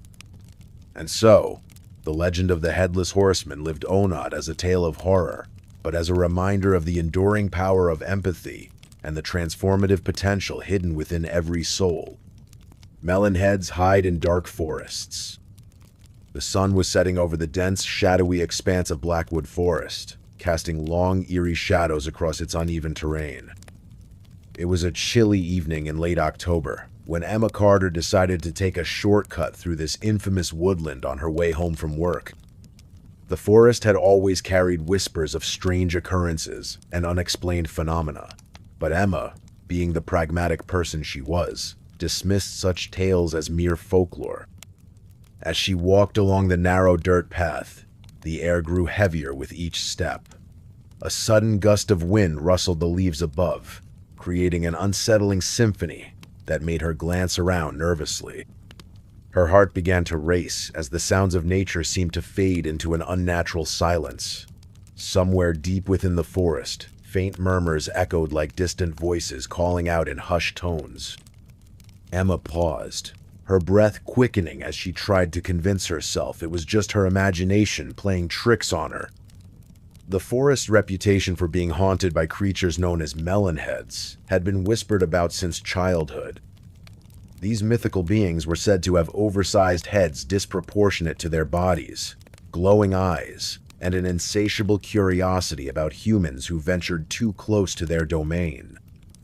While most people dismissed these stories as urban legends, there were those who claimed to have encountered them firsthand, describing terrifying experiences that left permanent scars on their psyches. Emma's pace quickened as twilight enveloped the forest, bathing everything in a dim, ghostly glow. Shadows danced erratically as the last rays of sunlight disappeared beyond the horizon. She could feel the weight of unseen eyes watching her every move, though she couldn't pinpoint their exact location. The temperature dropped noticeably, causing her to wrap her arms tightly around herself for warmth. It was at this moment that she heard it, a soft, rhythmic tapping sound coming from somewhere ahead. Each tap echoed through the stillness like a metronome, counting down to some inevitable conclusion. Emma hesitated, her mind racing between staying put or continuing forward. The rational part of her brain told her it was probably just branches swaying against each other in the wind, yet another part whispered warnings of danger lurking just out of sight. The tapping grew louder, more insistent, until it was joined by a second set of sounds mimicking its pattern perfectly. Then came the laughter, high-pitched giggles that sent shivers running down Emma's spine.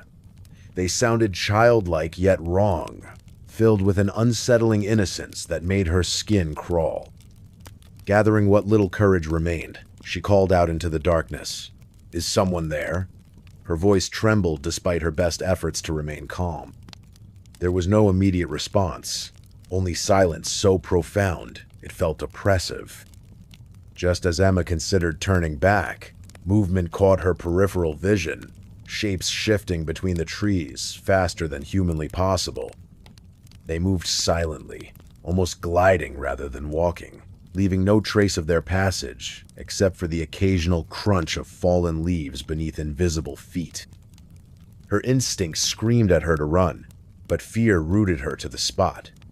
The figures drew closer now, their forms becoming clearer under the pale moonlight filtering through the canopy above. Their features were unmistakable, grotesquely large heads balanced precariously atop thin, wiry frames. Eyes that glowed with an otherworldly light regarded her with clinical interest, devoid of any recognizable emotion. One of the creatures stepped forward, tilting its head to one side as if studying her reactions.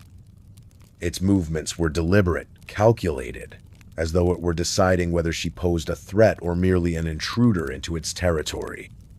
Emma forced herself to maintain eye contact, though every fiber of her being wanted to flee.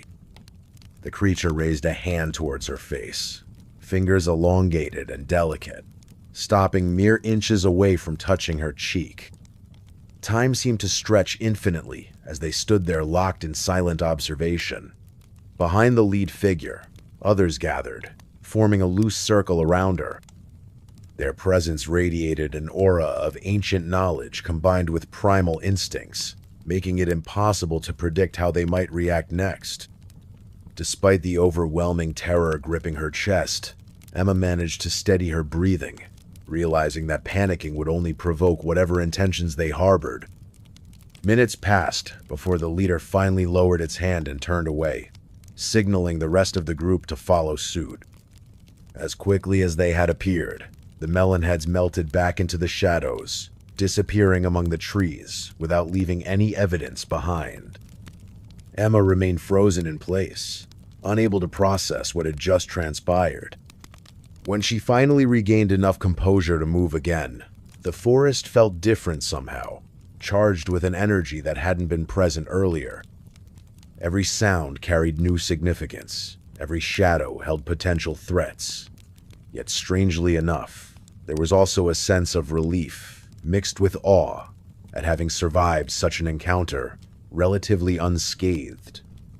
Stumbling out of the forest hours later, Emma emerged blinking against the harsh artificial lights illuminating the parking lot outside her apartment complex. Though physically safe, mentally, she knew life would never be quite the same after tonight's experience. Blackwood Forest continued to keep its secrets well hidden, while Emma vowed never to underestimate local legends ever again. Word spread slowly throughout the community about her encounter, drawing both skeptics and believers alike. Some dismissed her account as stress-induced hallucinations brought on by fatigue, while others listened intently, recognizing elements similar to their own past experiences. Regardless of public opinion, Emma found solace knowing she wasn't alone in encountering something extraordinary that night. From then on, whenever passing near Blackwood Forest during certain times of year, especially around dusk, locals reported hearing faint tapping sounds accompanied by childish giggling echoing through the trees. Whether these were truly the Melonheads or simply manifestations of collective memory remains unknown, adding another layer of mystery to this already enigmatic phenomenon. And so, the legend lives on, cautioning all who dare tread where they shouldn't. Resurrection Mary waits at crossroads. Resurrection Mary waits at crossroads. The night was pitch black, the kind of darkness that clings to your skin like a damp shroud. At 10:45 p.m. on a desolate road in Cicero, Illinois, near Resurrection Cemetery, the air carried an unnatural chill despite the late summer humidity. The crossroads where Route 83 meets Irving Park Road seemed to breathe with its own life, each gust of wind whispering secrets through the skeletal branches above. Jason, a 27-year-old truck driver from Chicago's South Side, had heard the stories, but dismissed them as mere folklore. He often took this route after his evening deliveries, preferring the quiet solitude of empty roads over crowded highways. That particular night, however, would change everything about how he viewed the world around him. As Jason approached the intersection near Resurrection Cemetery, his headlights illuminated something unusual standing by the side of the road. A young woman, dressed in a flowing white gown, her hair cascading down her back like a dark waterfall, stood motionless under the dim glow of a flickering streetlight. Her presence felt wrong, somehow out of place in the modern world of neon signs and passing cars. Jason slowed his vehicle instinctively, curiosity overcoming caution. The figure remained still, watching him with an intensity that made his chest tighten. When he finally stopped beside her, she stepped closer to the car, her movements smooth and deliberate. Her face came into view, pale, almost translucent, with deep-set eyes that seemed to pierce straight through his soul. She spoke softly, her voice carrying a strange echo. "Please take me to the cemetery." Jason hesitated for just a moment before nodding and pulling back onto the road. The interior of his cab grew colder with each passing second, though the temperature outside hadn't changed. His passenger sat quietly in the passenger seat, her hands folded neatly in her lap, staring straight ahead as if seeing something far beyond the windshield. "Where exactly in the cemetery?" Jason asked casually, trying to break the oppressive silence. There was no answer, only the faintest rustle from her dress as they drove along. Every now and then he risked a glance at her. She never moved, never blinked, maintaining that same fixed gaze forward. When they reached the entrance to Resurrection Cemetery, Jason pulled to a stop and turned to speak to his passenger, but she was already gone, vanished without opening the door or making any sound. Shock froze him in place as he stared at the empty seat beside him, the coldness inside the cab dissipating as quickly as it had come. Before he could process what had happened, there she was again, standing at the exact same spot where he had first picked her up, waiting silently under the flickering streetlight. Jason floored the accelerator, leaving behind the eerie scene and vowing never to drive that route again. This story isn't unique to Jason. Variations have been told countless times by drivers who've encountered the mysterious woman at that particular crossroads. Some say she's the ghost of a young woman killed in a car accident while returning from a dance with her soldier boyfriend. Others claim she's searching for closure, forever doomed to repeat the last moments of her life. Whatever the truth may be, one thing remains certain. At that lonely intersection near Resurrection Cemetery, a presence lingers, waiting patiently for those brave or foolish enough to offer her a ride. And when you find yourself driving past that spot late at night, keep your eyes on the road and don't be tempted to stop, unless, of course, you want to meet Resurrection Mary yourself. The legend continues to grow with each retelling, each encounter, adding new layers to the mystery.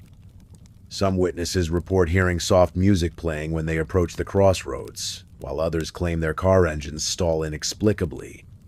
The local police have grown accustomed to receiving late-night calls from frightened motorists, claiming to have seen the ghostly hitchhiker. Despite numerous investigations and attempts to debunk the story, no definitive explanation has emerged. The cemetery itself stands as a silent witness to countless generations of tales, its headstones marking the final resting places of many whose stories remain untold. Perhaps among these lies the truth about the woman in white, or perhaps her identity will forever remain a mystery. For those who choose to investigate further, the Crossroads waits patiently, ready to share its secrets with those willing to listen. Just remember, if you decide to explore this phenomenon yourself, make sure you're prepared for whatever might happen. After all, some encounters leave more than just memories. They leave impressions that linger long after the experience has ended. And so the legend of Resurrection Mary persists, a haunting reminder that not all mysteries can be explained, and not all spirits find peace. As the years pass, new witnesses emerge, each contributing their own chapter to the ongoing saga of the ghost who waits at the crossroads near Resurrection Cemetery. Whether you believe in ghosts or not, one thing remains clear. Some stories are meant to be shared, and this is certainly one of them. The next time you find yourself driving through Cicero late at night, keep an eye out for that lonely intersection. You never know who might be waiting there, hoping for a ride to the cemetery. And if you do see her, consider yourself lucky or cursed, depending on how you look at it. Either way, you'll have a story to tell that most people won't believe, but one you'll never forget. So the next time you're out there, remember the tale of Resurrection Mary and the crossroads where she waits. Because sometimes, the scariest stories aren't just legends, they're experiences that shape our understanding of the world and remind us that not everything we encounter can be easily explained away. And somewhere, beneath the flickering streetlights of Cicero, the legend lives on, waiting for its next unsuspecting visitor. Will you be the one to test the story, or will you choose to let it remain just that, a story, passed down through generations, growing stronger with each telling? The choice is yours, but remember, once you've seen her, there's no going back. And that's the true horror of Resurrection Mary. Not that she exists, but that once you've met her, you'll never be able to convince yourself otherwise. Goatman ambushes cars in rural areas. The night was unusually quiet in the rural outskirts of Greenfield County, where dense forests bordered narrow roads that wound through the countryside. It was late around 11. 30 p.m. the moon hung low in the sky, casting an eerie silver glow over the landscape. The air carried a chill despite it being early autumn, and the faint rustling of leaves in the wind only added to the unsettling atmosphere. This was the kind of place where stories about strange creatures lurking in the woods were passed down from generation to generation. Jason Carter, a local mechanic who had just finished working on a customer's car at his shop, decided to take the long way home after receiving a call from his wife, reminding him not to drink coffee so late at night. She worried he might have trouble sleeping if he did. Jason chuckled at her concern, but agreed to make the drive back instead of staying up for another hour or two tinkering with tools.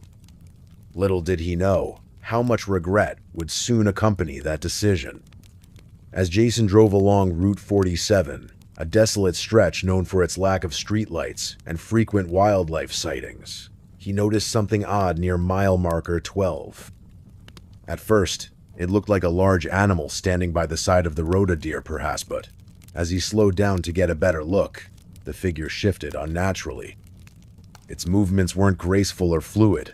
They were jerky and deliberate, almost predatory. A cold shiver ran down Jason's spine as he realized this wasn't any ordinary creature. He paused momentarily before deciding to keep driving, telling himself it was probably nothing more than a bear searching for food or maybe even someone dressed up for Halloween since the holiday was just around the corner. But deep inside, there was a nagging feeling telling him otherwise. That gut instinct grew louder when, moments later, a loud thud reverberated against the passenger side door. Startled, Jason slammed on the brakes and turned his head sharply toward the sound. There, looming outside the window, was what could only be described as a grotesque hybrid between man and goat. Its face bore sharp horns curving outward, glowing eyes that seemed to peer straight into Jason's soul, and a mouth full of jagged teeth dripping saliva. The creature stood upright on two legs, its hooves digging into the dirt beside the road. For a brief second, their gazes locked, and Jason felt paralyzed with fear. Then, without warning, the beast lunged forward, smashing its fist against the glass. Jason reacted instinctively, flooring the accelerator and speeding away from the scene. His heart pounded wildly in his chest as adrenaline coursed through his veins. He glanced repeatedly into the rearview mirror, half expecting to see the monstrous figure chasing after him, yet all he saw was darkness swallowing the distance behind him. Still, he didn't dare stop until he reached the safety of his neighborhood several miles away. Breathing heavily, Jason pulled into his driveway and quickly exited the vehicle. His hands trembled as he unlocked the front door, calling out nervously to his wife, Karen, who emerged from the living room looking concerned. "What's wrong?" she asked, noticing the panic etched across his face. Without wasting time explaining details, Jason urged her to lock every door and window in the house while he retrieved his shotgun from the closet under the stairs. Though skeptical, Karen obeyed without argument, knowing her husband well enough to recognize genuine terror when she saw it. Together, they barricaded themselves inside the home, peering cautiously out the windows for any sign of movement outside. Hours passed, and though nothing appeared to follow them, neither Jason nor Karen slept that night. They stayed awake, whispering theories and recounting old tales told by locals about Goatman, a legendary entity said to haunt these very woods. In the days that followed, news spread throughout Greenfield County about similar encounters involving drivers traveling alone on remote roads during nighttime hours.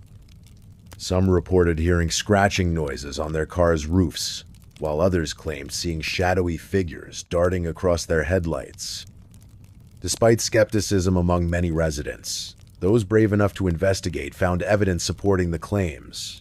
Claw marks gouged into tree trunks near abandoned stretches of highway, peculiar hoofprints left in muddy areas far off the beaten path, and chilling audio recordings captured by dashboard cameras showing fleeting glimpses of unnatural silhouettes. Authorities dismissed most accounts as exaggerations or misunderstandings caused by stress or fatigue, but whispers persisted among community members who believed otherwise. One elderly woman recounted seeing Goatman decades earlier when she was young, describing him exactly as Jason had done.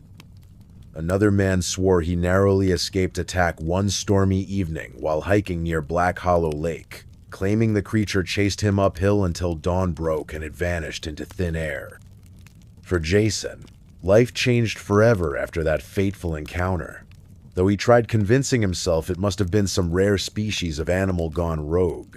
Doubts lingered constantly in the back of his mind. Every trip outside after dark became fraught with anxiety, forcing him to reconsider routes previously taken without hesitation. Even within the confines of his own home, shadows cast by moonlight sometimes triggered flashbacks of glowing eyes, staring menacingly through foggy glass. And so, the legend of Goatman continued to grow stronger within the hearts and minds of people living in Greenfield County. Whether myth or reality, one thing remained certain: the forest held secrets far darker and more terrifying than anyone dared imagine. As seasons changed and years went by, new generations heard the same warnings whispered by elders sitting fireside. If you find yourself alone on a dark road surrounded by trees, Don't stop unless absolutely necessary, because you never know what might be waiting for you in the shadows.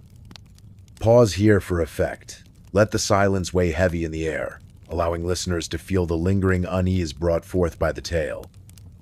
Devil's Den shadows during full moon.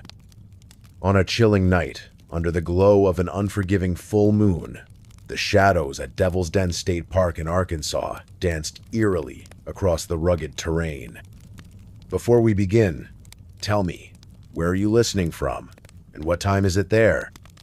It was around 10:45 p.m. when Emily Carter, a curious and adventurous college student from Fayetteville, decided to explore this infamous location with her two friends, Michael Reed and Lisa Gray. The trio had heard countless stories about the strange occurrences surrounding Devil's Den, but dismissed them as mere folklore until that fateful evening. The air was unusually cold for late spring, carrying with it an unsettling stillness that seemed unnatural. As they entered the park gates, which were already locked for the night, Emily couldn't shake off the feeling of being watched.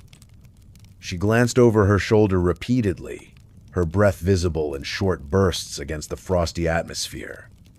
"You guys sure we should be here?" she asked hesitantly, her voice trembling slightly despite her attempts to sound confident. Michael, ever the skeptic, chuckled lightly, trying to ease their nerves. "Relax, Em. It's just an old legend." Nothing more. His reassurance did little to calm Lisa, who clutched her flashlight tightly, scanning every dark corner nervously.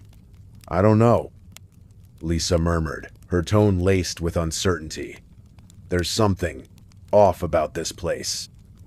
As they ventured deeper into Devil's Den, the dense forest canopy above blocked most of the moonlight, plunging the area into near-total darkness. Their flashlights barely cut through the gloom, casting flickering beams onto jagged rocks and gnarled tree roots that twisted like skeletal fingers reaching out from the earth. The path beneath their feet crunched audibly with each step, amplifying the eerie silence that enveloped them. Suddenly, a low growl echoed through the woods, causing all three to freeze in terror. "What was that?" Emily whispered urgently, her heart pounding so hard she could feel it reverberating in her chest. Michael raised his flashlight beam higher, searching for any sign of movement. After several tense moments, the sound faded away, leaving only the haunting whisper of wind rustling through the leaves. Determined to press on, they reached the Devil's Bath Tuba natural rock formation, shaped like a large basin filled with crystal-clear water reflecting the pale light of the moon. This spot was rumored to be the epicenter of supernatural activity within the park. Standing there, surrounded by towering cliffs and shadowy recesses, the group felt an overwhelming sense of unease settle upon them. Lisa suggested they leave immediately, but curiosity got the better of Emily and Michael. They decided to record some audio using their smartphones, hoping to capture evidence of paranormal phenomena. As they stood silently waiting, the oppressive weight of the surroundings grew heavier, pressing down on them until even breathing felt labored. Then came the first inexplicable event, a soft tapping noise emanating from somewhere nearby. Tap, tap, tap. Each sound resonated clearly in the quiet night, growing louder and faster until it became almost frantic. Emily spun around wildly, shining her flashlight in every direction, but nothing appeared in its beam. Panic began to creep into her voice. "Who's there? Show yourself." No answer came, yet the tapping persisted, now accompanied by faint whispers, too indistinct to understand. Michael tried to rationalize it, suggesting perhaps animals or branches scraping against one another. But deep down, he knew better. The atmosphere had shifted dramatically. The once crisp night air now carried an electric charge that made the hairs on their arms stand on end. It wasn't long before things escalated further. A high-pitched scream pierced the darkness, startling the trio so much that they dropped their phones simultaneously. The sound didn't belong to any known animal. It was human-like, yet distorted, echoing unnaturally throughout the canyon walls. Emily grabbed Michael's arm, shaking violently as tears streamed down her face. "We need to get out of here now." Without another word, they turned tail and ran back toward the entrance, their footsteps thundering against the rocky trail. Behind them, they swore they heard heavy footsteps following at a steady pace, though no source could be seen. The distance between them and whatever pursued seemed constant, refusing to widen no matter how fast they moved. Finally breaking free of the confines of Devil's Den, they stumbled onto the main road leading out of the park. Exhausted and terrified, they collapsed against the hood of their car, gasping for breath while recounting what had transpired. Only later, when reviewing their recordings, did they discover the chilling truth the screams captured on audio weren't theirs, and neither were the guttural growls mixed in amongst the chaos. From that moment forward, none of them ever spoke publicly about their experience at Devil's Den during that full moon night. Yet privately, they agreed never to return, not even in daylight, to the cursed grounds where shadows seemed alive and malevolent forces lurked just beyond sight. For those who dare venture too close, Devil's Den remains a reminder that some mysteries are best left undisturbed, hidden safely within the embrace of ancient forests and veiled by the silvery glow of a watchful moon. Pause after every paragraph for dramatic effect, especially after lines involving fear or suspense. Ensure your tone shifts appropriately from casual conversation among friends to heightened anxiety and dread as events unfold. Let the pauses breathe life into the story, allowing listeners to fully immerse themselves in the chilling narrative. Roanoke Colony's vanishing. Unsolved mystery. The sun dipped below the horizon, casting a golden hue over the dense woods of Roanoke Island. The air was thick with humidity, and the scent of salt water lingered in every breath. It was late summer, a time when the days stretched long and the nights carried an eerie stillness. This was not just any place, it was the heart of what would become one of America's most enduring mysteries. A group of settlers had arrived here, full of hope and determination, only to vanish without a trace. The colony was led by John White, a man whose vision extended beyond the horizon.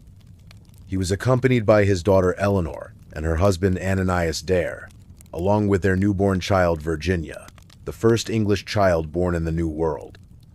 Their arrival on Roanoke Island marked the beginning of something extraordinary, or so they thought. The settlers were eager to carve out a life for themselves amidst the untamed wilderness. They built homes, cleared fields, and planted crops, all while trying to coexist with the native Croatan people who already called this land home. But tensions brewed beneath the surface. Communication between the settlers and the natives was strained at times, though some friendships did form. There were moments of peace, but there were also whispers of danger lurking in the shadows. The settlers often felt the weight of isolation pressing down upon them. Supplies dwindled faster than expected, and fears about hostile tribes grew stronger as days turned into weeks. Still, they persevered, clinging to the belief that they could make this new world theirs. One fateful day, John White departed for England to secure much-needed supplies. His departure left the colony under the care of those who remained behind. Before leaving, he promised to return swiftly, bringing back everything the settlers needed to thrive. Yet little did anyone know how long it would take before his promise could be fulfilled. As he sailed away from Roanoke Island, the horizon seemed darker, heavier, as if nature itself sensed the impending doom. Months passed, then years. When John finally returned, the scene that greeted him was nothing short of haunting. The once bustling settlement stood eerily silent. Homes lay abandoned, overgrown with vines and weeds. There was no sign of struggle or violence, just an overwhelming emptiness. The word Croton, carved into a tree near the fort, sent shivers down his spine. It was a clue, perhaps pointing toward the nearby Croatoan island where friendly natives resided, but it was also a question mark hanging in the air. Where had they gone? Had they moved willingly, or had they been forced? Were they alive, or had tragedy struck? The answers eluded everyone who searched for them. Over time, theories emerged. Some believed the settlers integrated fully with the Croatan tribe, disappearing into history as part of another culture. Others speculated about attacks by rival tribes, or even starvation forcing drastic measures. And then there were the darker tales, the ones whispered around campfires late at night that spoke of supernatural forces claiming the souls of the lost colonists. The forest surrounding Roanoke Island became synonymous with unease. Strange lights flickered in the distance, unexplainable sounds echoed through the trees, and travelers reported feeling watched even when alone. Locals avoided certain areas entirely, attributing the strange occurrences to spirits lingering after the disappearance. Each generation added its own layer to the legend, ensuring that the mystery never faded completely. As decades turned into centuries, archaeologists and historians revisited the site, hoping to uncover definitive evidence. Fragments of pottery, tools, and other artifacts surfaced, offering tantalizing hints but no conclusive proof. DNA testing on modern-day descendants of the Croatan tribe yielded intriguing results, suggesting possible connections to the vanished settlers. But despite advances in technology and research methods, many questions remain unanswered. Today, visitors to Roanoke Island walk among the ruins, feeling the chill of history seep into their bones. The Outer Banks, with its vast stretches of sand and crashing waves, serves as both a memorial and a reminder of humanity's fragility in the face of the unknown. Families gather here during vacations, unaware perhaps of the deeper significance beneath their feet. For others, however, the island holds a solemn allure chance to connect with a story that defies easy explanation. In quiet moments, standing alone amidst the remnants of the colony, one can almost hear echoes of voices carried by the wind. Laughter mingles with cries of distress, creating a tapestry of sound that seems almost alive. The sun sets again, painting the sky in hues of orange and pink, and the forest grows darker, more menacing. Here, amidst the beauty and brutality of nature, lies a tale that continues to haunt the American psyche. Pause, take a deep breath. What happened to the people of Roanoke? Did they find salvation among the stars, or did their dreams crumble like the earth beneath their feet? The truth may forever lie buried, waiting patiently for someone brave enough, for foolish enough to unearth it. Until then, the silence speaks louder than words ever could, inviting us to imagine, to wonder, and to fear. Chupacabra attacks in Texas nights. On a quiet, moonlit night in the small town of El Paso, Texas, the air was thick with an unsettling stillness. The time was approximately 10:30 p.m. when the first strange occurrences began to unfold. This sleepy town, nestled along the Rio Grande River, had always been known for its serene beauty and friendly community. However, this particular evening would forever change the lives of those who lived there. John Carter, a local rancher in his mid-40s, had just finished checking on his livestock before heading back home to his family. He wore his usual attire of flannel shirt, jeans, and sturdy boots that echoed softly against the dry earth as he walked. The temperature had dropped slightly, giving the night a crisp chill that made John pull his jacket tighter around him. His flashlight beam cut through the darkness, illuminating rows of sheep peacefully grazing under the dim glow of the stars. As John approached one of the pens where his goats were kept, something caught his attention. A faint rustling sound came from the bushes nearby, followed by what sounded like low growls. At first, he dismissed it as wild coyotes, prowling close to the ranch, a common occurrence in these parts. But the noises grew louder and more erratic. Pausing for a moment, John turned off his flashlight to listen carefully, his heart beginning to race. The silence was broken abruptly by a blood-curdling scream, not from a human, but from one of his animals. It was high-pitched and filled with terror, sending shivers down John's spine. Without hesitation, he grabbed his trusty shotgun and cautiously moved toward the source of the noise. The night seemed heavier now, almost suffocating, as if the very atmosphere itself was holding its breath. Reaching the pen, John shone his flashlight into the enclosure and froze at the horrifying sight before him. One of his goats lay sprawled on the ground, lifeless, with deep puncture wounds around its neck.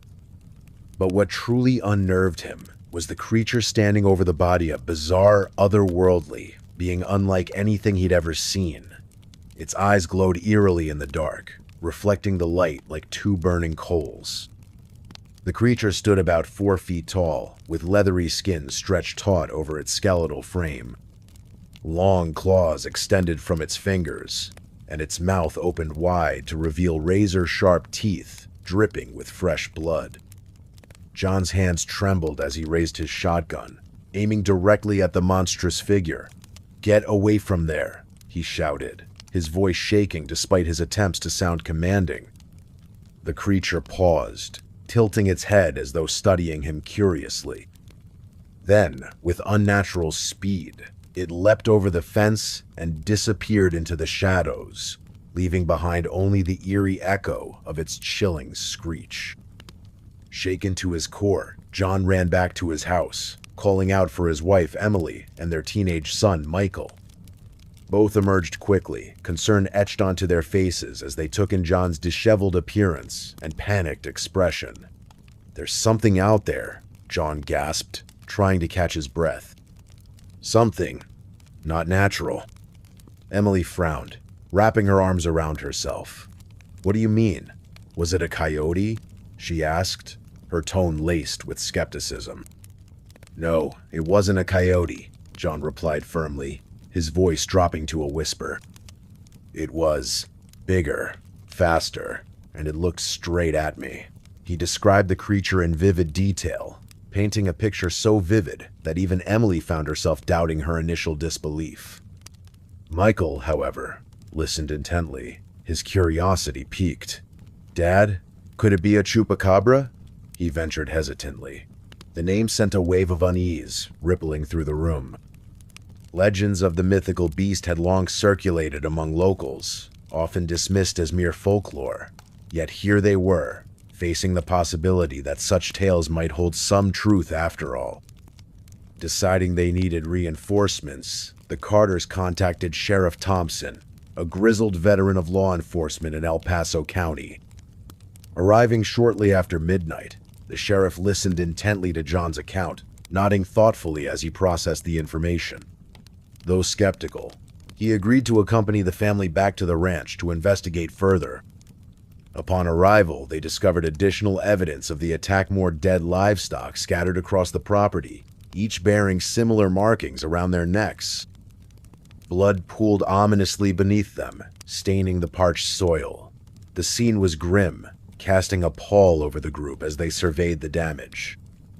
Sheriff Thompson radioed for backup, requesting assistance from neighboring deputies and wildlife experts. As dawn broke over the horizon, casting golden hues across the landscape, a team assembled to comb the area for any signs of the mysterious predator. Tracks were found, deep impressions left in the dirt that defied explanation. They appeared too large for any known animal in the region, and lacked the familiar patterns associated with canines or felines. Word spread rapidly throughout El Paso about the strange happenings at the Carter Ranch. Local news outlets picked up the story, sparking widespread interest and fear among residents.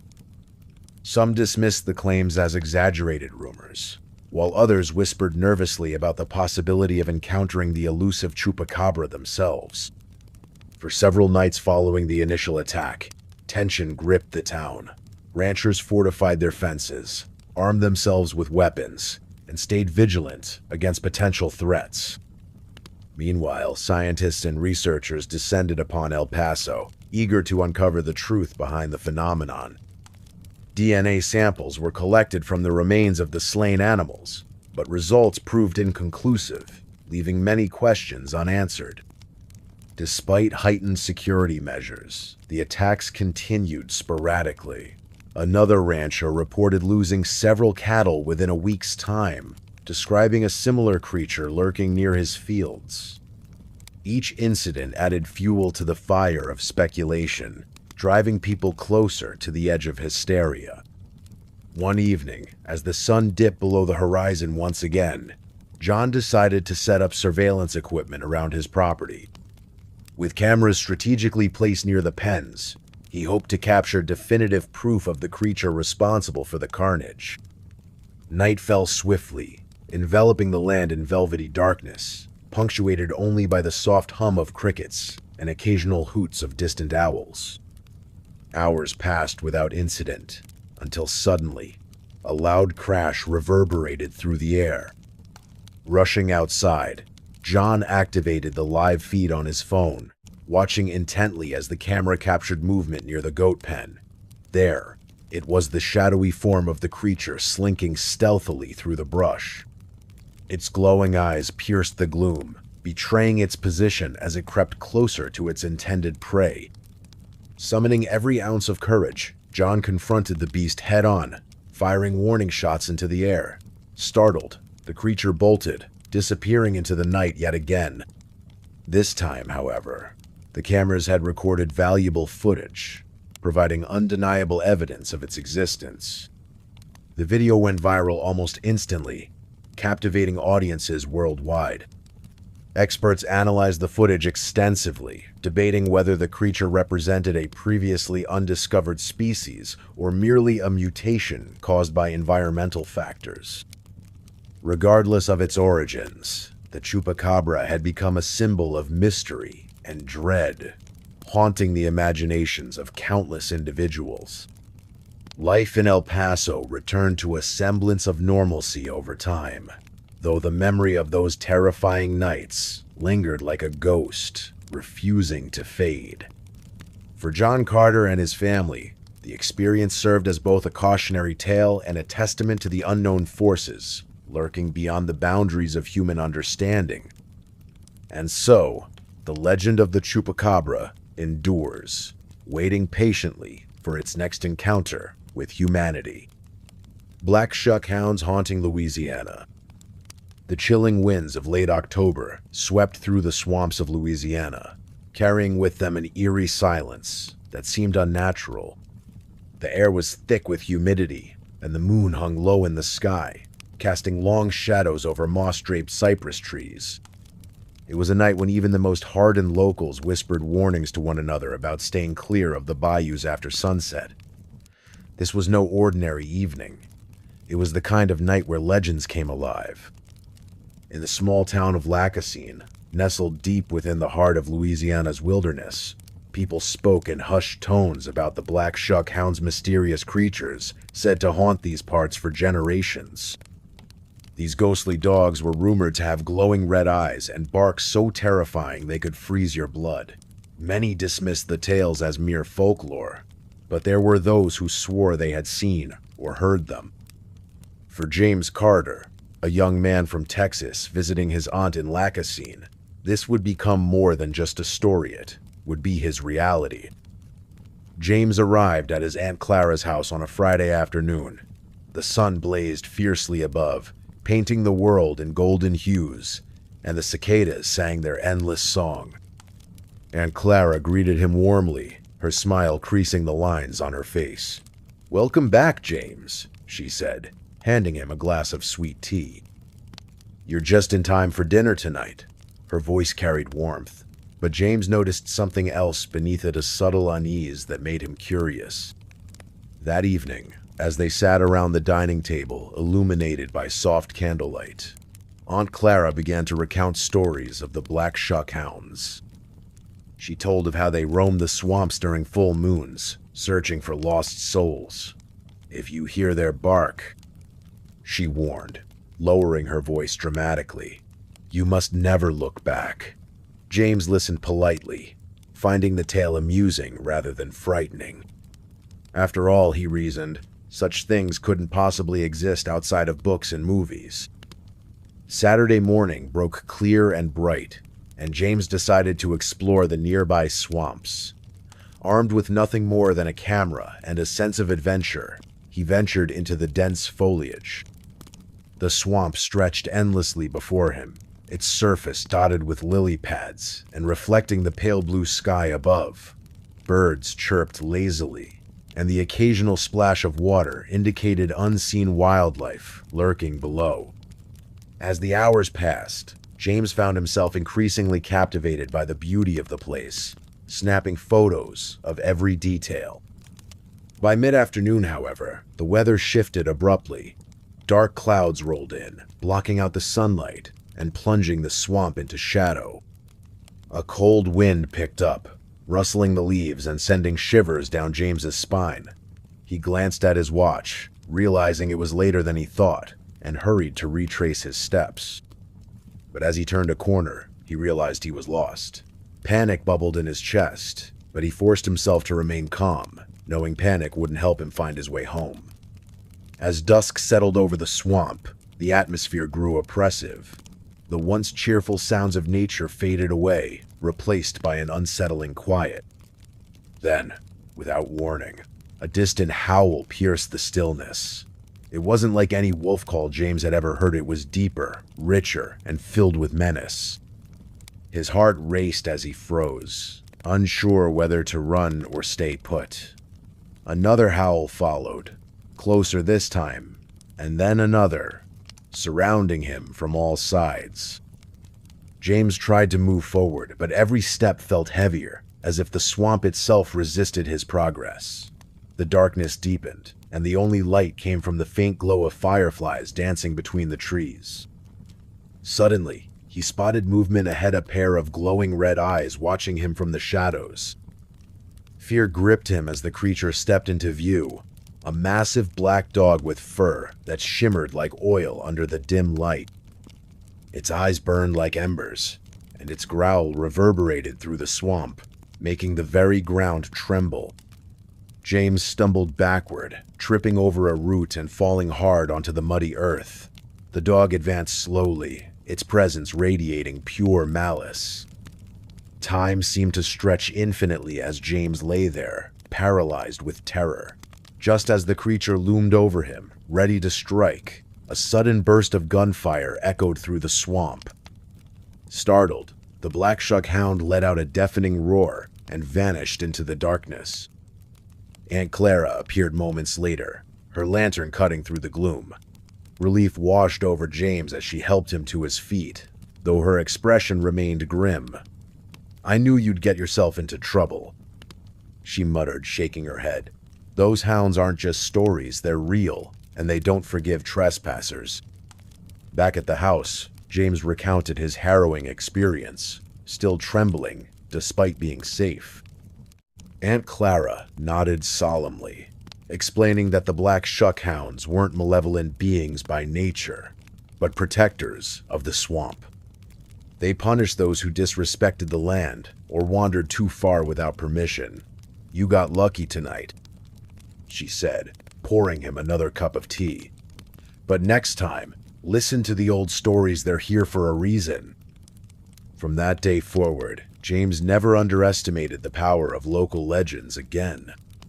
He left Lacassine soon after, carrying with him not only photographs of the swamp, but also a newfound respect for the mysteries hidden within its depths. And though he returned to Texas, he often found himself looking over his shoulder late at night, half expecting to see those glowing red eyes staring back at him from the shadows. Pause here for reflection. The legend of the Black Shuckhounds lives on, whispered among the reeds and carried by the wind. Whether you believe in them or not, one thing is certain. The swamps of Louisiana hold secrets best left undisturbed. So tread lightly if you ever find yourself near those dark waters, and remember, if you hear the bark, don't look back. The Bell Witch Curse continues today. The Bell Witch Curse continues today. It was a quiet evening in the small town of Adams, nestled in the heart of Tennessee. The sun had just dipped below the horizon, painting the sky with hues of orange and purple. A gentle breeze rustled through the trees, carrying whispers that seemed almost human-like. This was not an ordinary night for the Carter family, who lived in a modest farmhouse on the outskirts of town. Their lives had been disrupted by an entity so malevolent it defied explanation. The story began generations ago when a farmer named John Bell encountered a strange presence on his property. At first, it was subtle odd noises at night, footsteps echoing through empty hallways, doors creaking open without wind. But soon, the disturbances escalated into something far more sinister. The entity spoke in chilling voices, taunting him and his family relentlessly. It called itself Old Kate, and its wrath knew no bounds. Now, decades later, the curse lingered, haunting those connected to the land where the Bells once resided. The Carters were unaware of this dark history when they purchased their homey charming house, surrounded by sprawling fields and tall oaks. Little did they know, the same malevolent spirit that tormented the Bells centuries ago now sought new victims. One fateful autumn evening, as dusk settled over the countryside, the Carter family gathered around the dining table for dinner. Emily Carter, the matriarch of the household, served steaming plates of stew while her husband, Michael, recounted stories from his day at work. Their two children, Lily and Thomas, laughed softly, enjoying each other's company. The room was warm and inviting, filled with the comforting scent of herbs and roasted vegetables. But as the clock struck 8, an eerie chill swept through the house. The laughter faded, replaced by an unsettling silence. Emily paused mid-sentence, feeling a peculiar sensation crawling up her spine. She glanced toward the window, noticing how the moonlight seemed distorted, as if filtered through rippling water. Michael frowned, setting down his fork. "Did you feel that?" he asked cautiously. Before anyone could respond, a loud bang echoed from upstairs. The sound reverberated through the walls like thunder, startling everyone. Lily gasped, clutching her brother's arm tightly. Thomas tried to reassure her, though his voice trembled slightly. "It's probably just the pipes," he muttered, though even he didn't believe his own words. Minutes passed before another noise interrupted the tense atmosphere, a low growl emanating from the shadows near the staircase. It wasn't animalistic, but rather mechanical, as if gears were grinding together. The hair on Emily's arm stood on end as she stared at the darkness, unable to look away. Michael rose from his seat, grabbing a flashlight from the counter. His movements were deliberate, yet his hands shook ever so slightly. "Stay here," he instructed firmly, though his tone carried a hint of unease. He ascended the stairs slowly, the wooden steps groaning beneath his weight. Each step felt heavier than the last, as though an invisible force resisted his progress. When he reached the top, the hallway was bathed in an unnatural dim light, casting long, shifting shadows across the walls. Suddenly, a voice not human, yet eerily familiar whispered behind him, "You shouldn't have come here." The words sent shivers down his spine.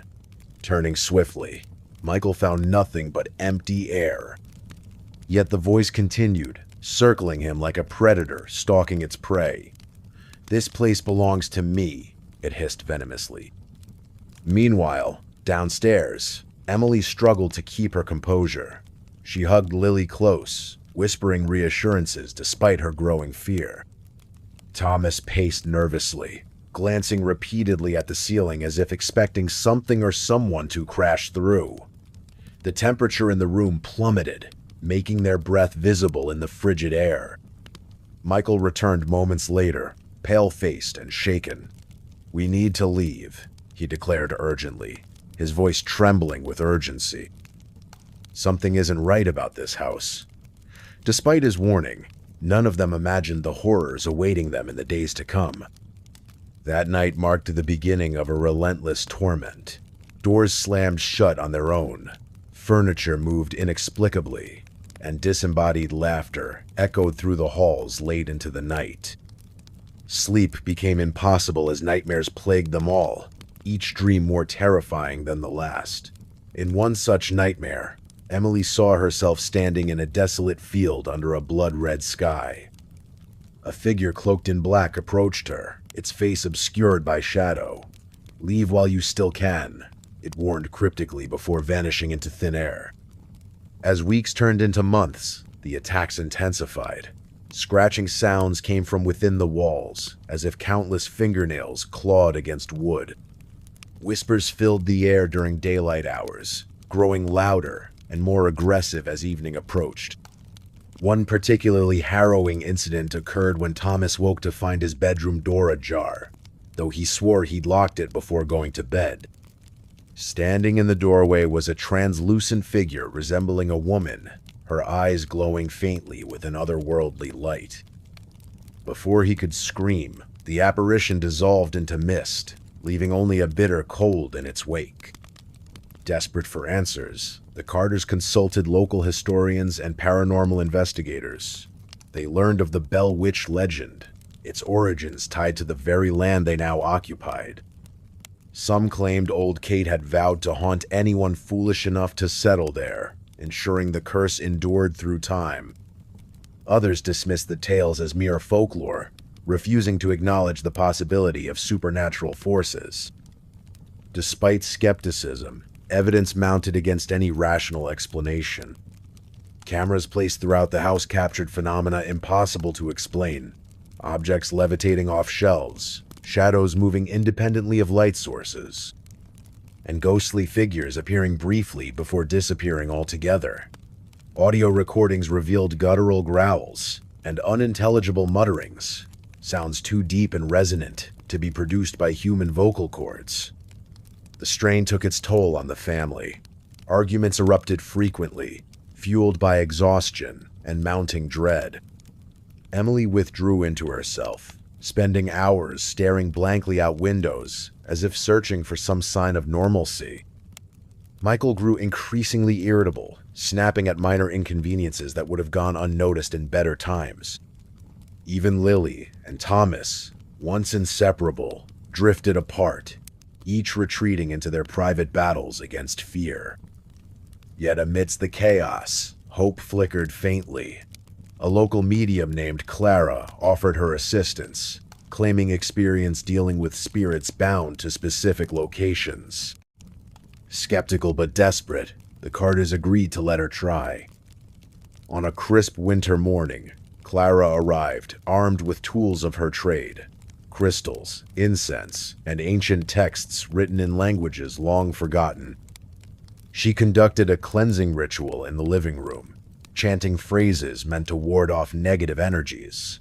The air grew thick with tension as smoke curled lazily toward the ceiling.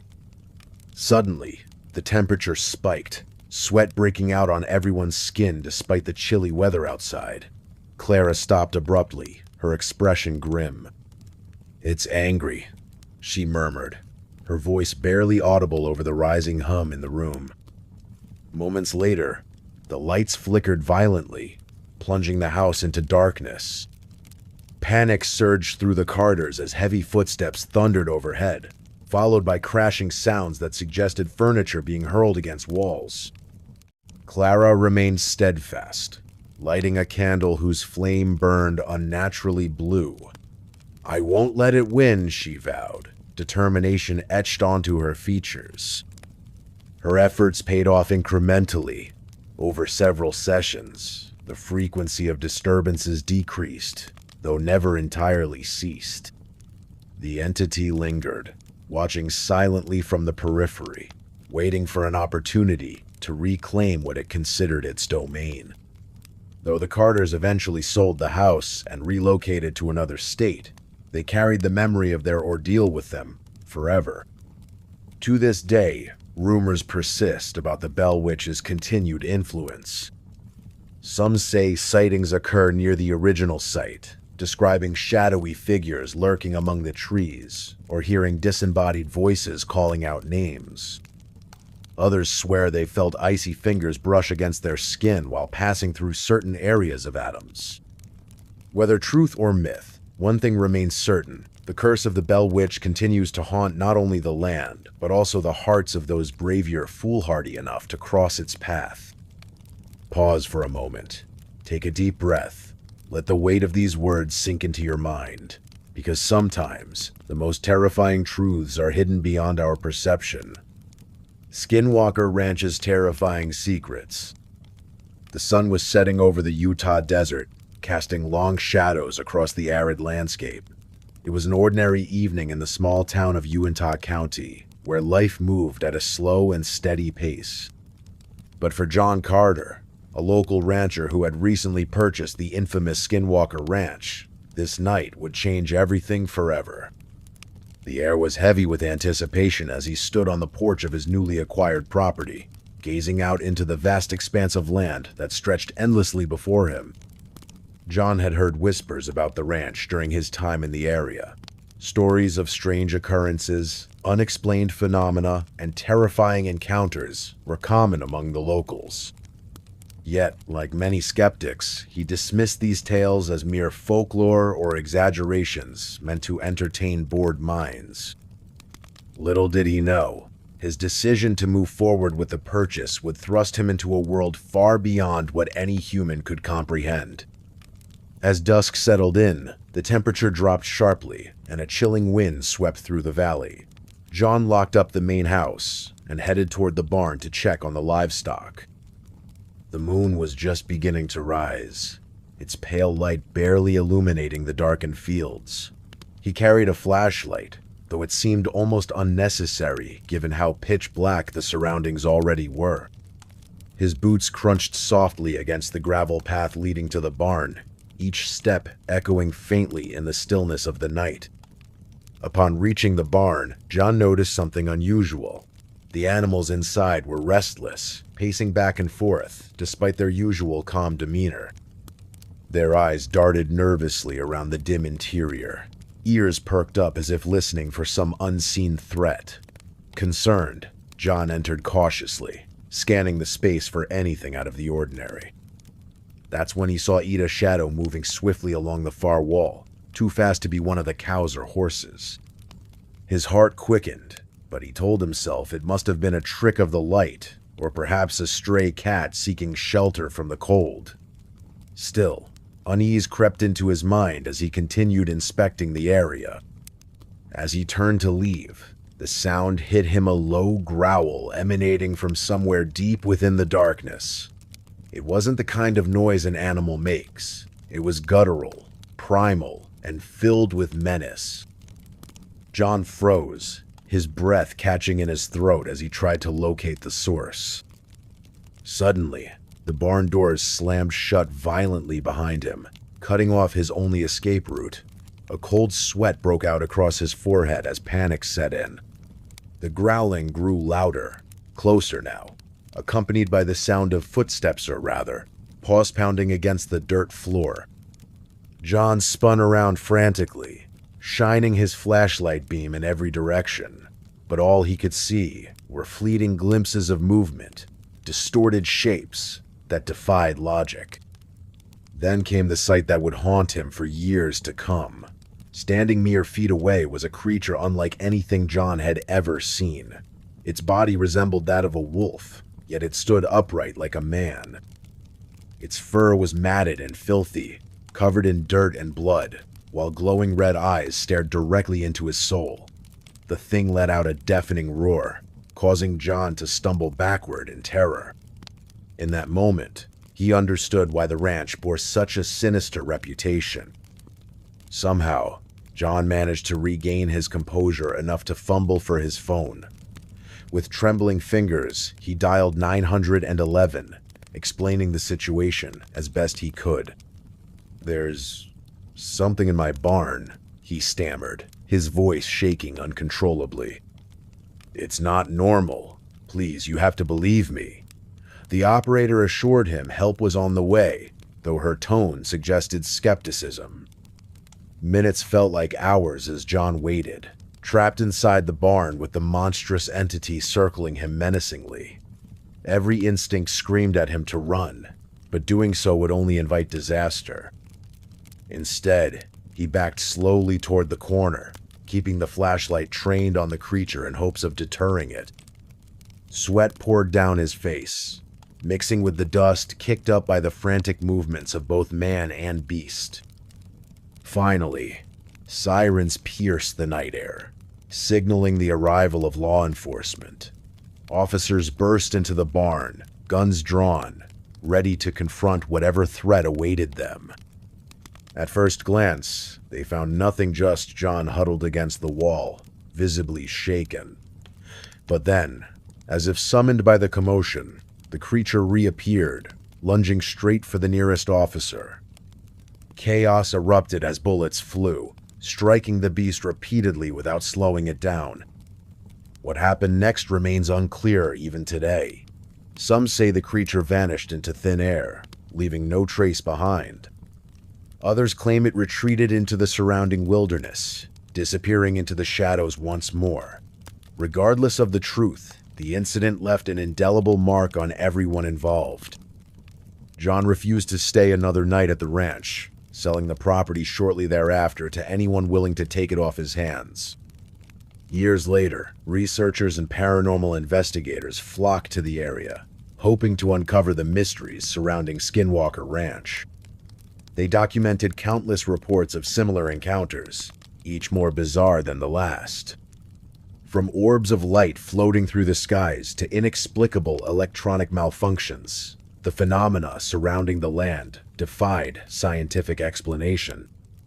Locals spoke of ancient legends involving Native American curses and shape-shifting beings known as skinwalkers, entities capable of assuming various forms to torment those who dared trespass upon sacred ground.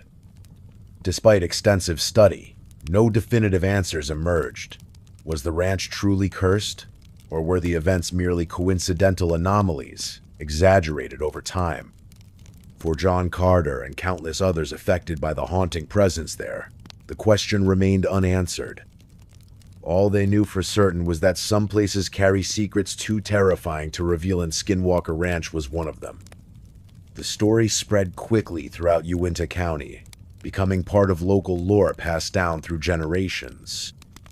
Parents warned their children never to venture near the abandoned ranch after dark, lest they meet the same fate as poor John Carter. Even now, decades later, curious souls driven by morbid curiosity occasionally visit the site, searching for proof of the supernatural forces said to dwell there. Most return home empty-handed, dismissing the tales as fiction, but a select few swear they encountered something unnatural, malevolent, and unforgettable. And so, the legend of Skinwalker Ranch lives on. A chilling reminder that sometimes the scariest monsters aren't creatures of myth or imagination, they're real, lurking just beyond the edge of our understanding, waiting patiently for their next victim. Mothman sightings over West Virginia.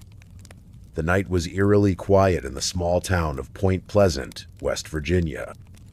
The air carried a chill that seemed unnatural for late autumn, and an unsettling stillness had settled over the riverbanks of the Ohio River. It was around 10:30 p.m. when John Carter, a local mechanic who lived just outside the town limits, decided to take his dog Max out for one last walk before bed. Little did he know, this would be no ordinary evening. As they strolled along the desolate road leading toward the old TNT area and abandoned munitions plant from World War II, John noticed something strange in the distance.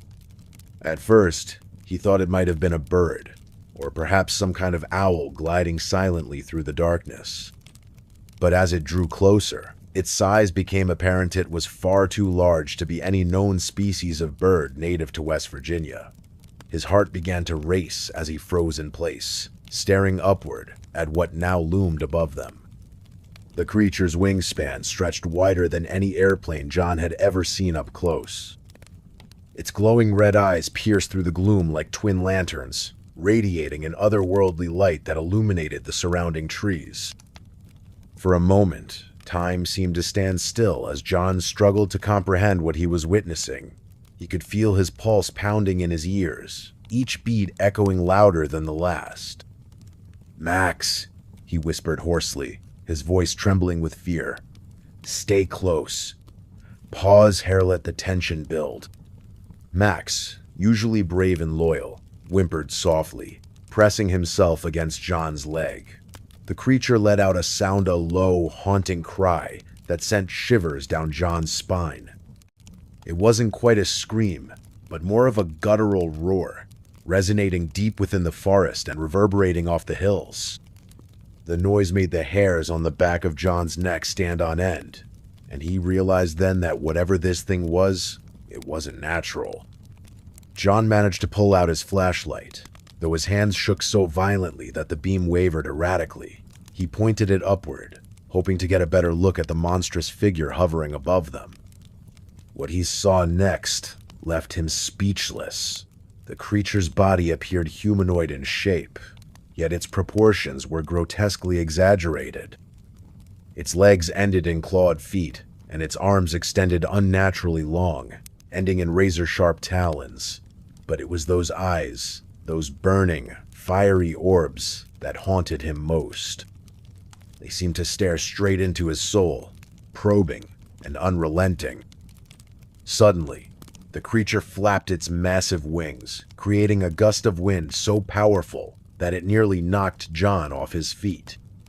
Leaves swirled around them, and Max barked frantically, breaking the silence that had enveloped the scene.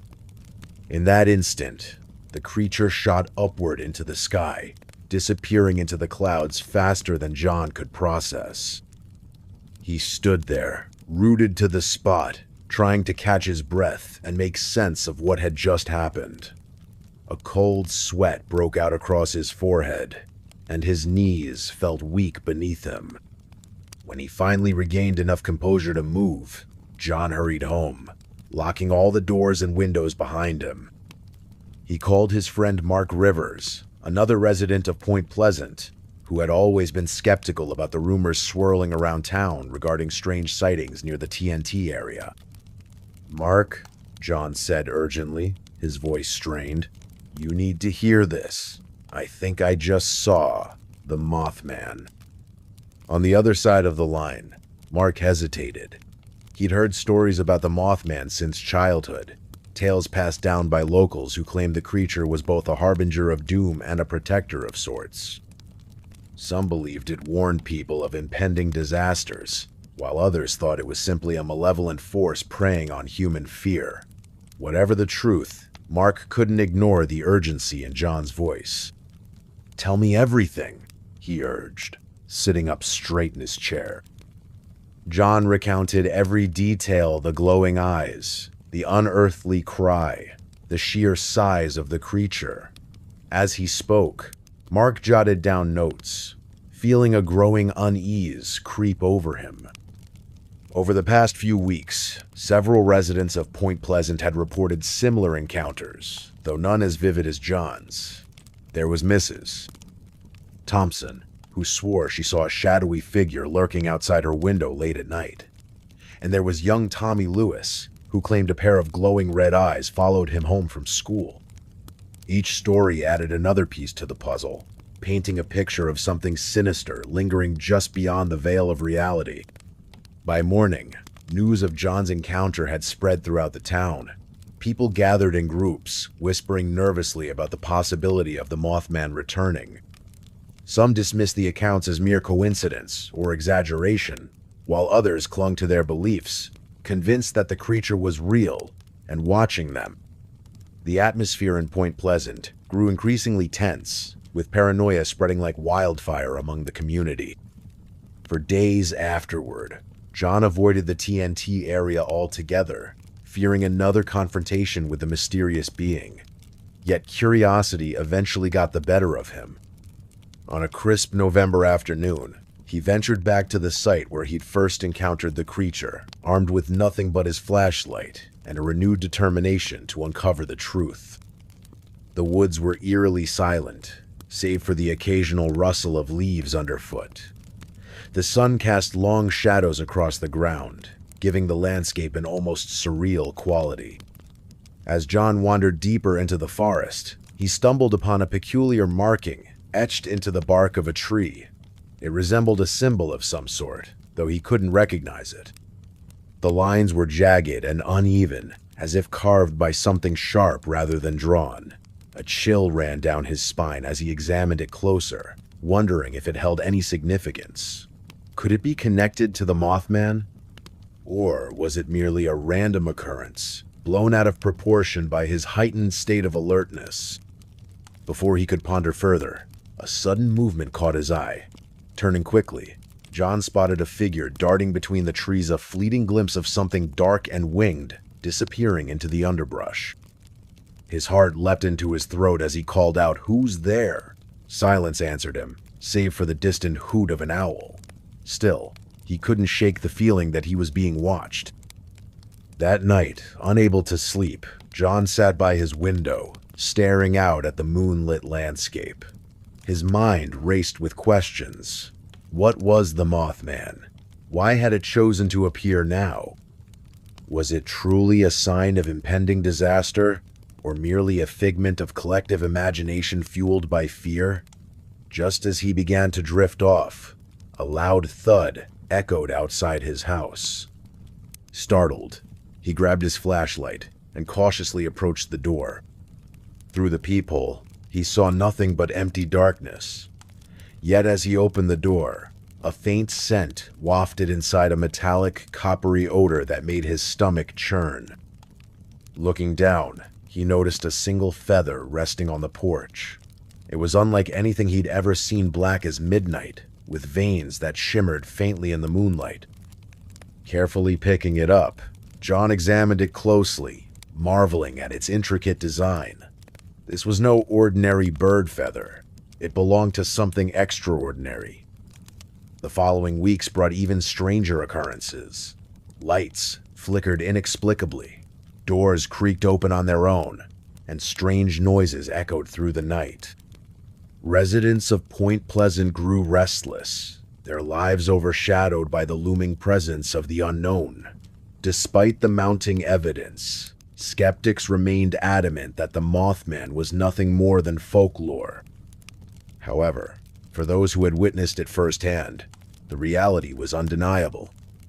One evening, as John sat alone in his living room, he received a call from Mark. "You won't believe this," Mark said breathlessly, "but I think I found something important." Intrigued, John agreed to meet him at the library, where Mark had spent hours poring over old newspapers and archives. Together, they discovered articles dating back decades, detailing similar sightings, not only in Point Pleasant, but across the country. Patterns emerged, each sighting preceded by tragedy or catastrophe, lending credence to the theory that the Mothman served as a warning. As winter approached, the frequency of Mothman sightings dwindled, leaving many to wonder if the creature had moved on or vanished entirely. Life in Point Pleasant slowly returned to normal, though the memory of those eerie nights lingered in the minds of its inhabitants. John, however, knew better than to dismiss the experience as mere legend. Somewhere out there, in the vast expanse of the wilderness, the Mothman continued to watch, waiting for the next opportunity to reveal itself once more. And so, the mystery endured, a chilling reminder of the unknown forces that dwell just beyond our understanding. The people of Point Pleasant may never fully grasp the nature of the Mothman, but one thing is certain: it will forever remain etched in their memories. A haunting testament to the power of fear and the mysteries of the universe. La Llorona's cries in American rivers. The sound of the river echoed through the dark night as Emma sat by the banks of the Mississippi River in St. Louis. It was a cold autumn evening, the kind where shadows seemed to stretch longer than usual, and every rustle of leaves carried an eerie undertone. The clock had just struck 9 when she first heard it, a faint wailing that seemed to rise from the water itself. At first, Emma dismissed it as wind playing tricks on her ears, but then it came again, louder this time, more distinct.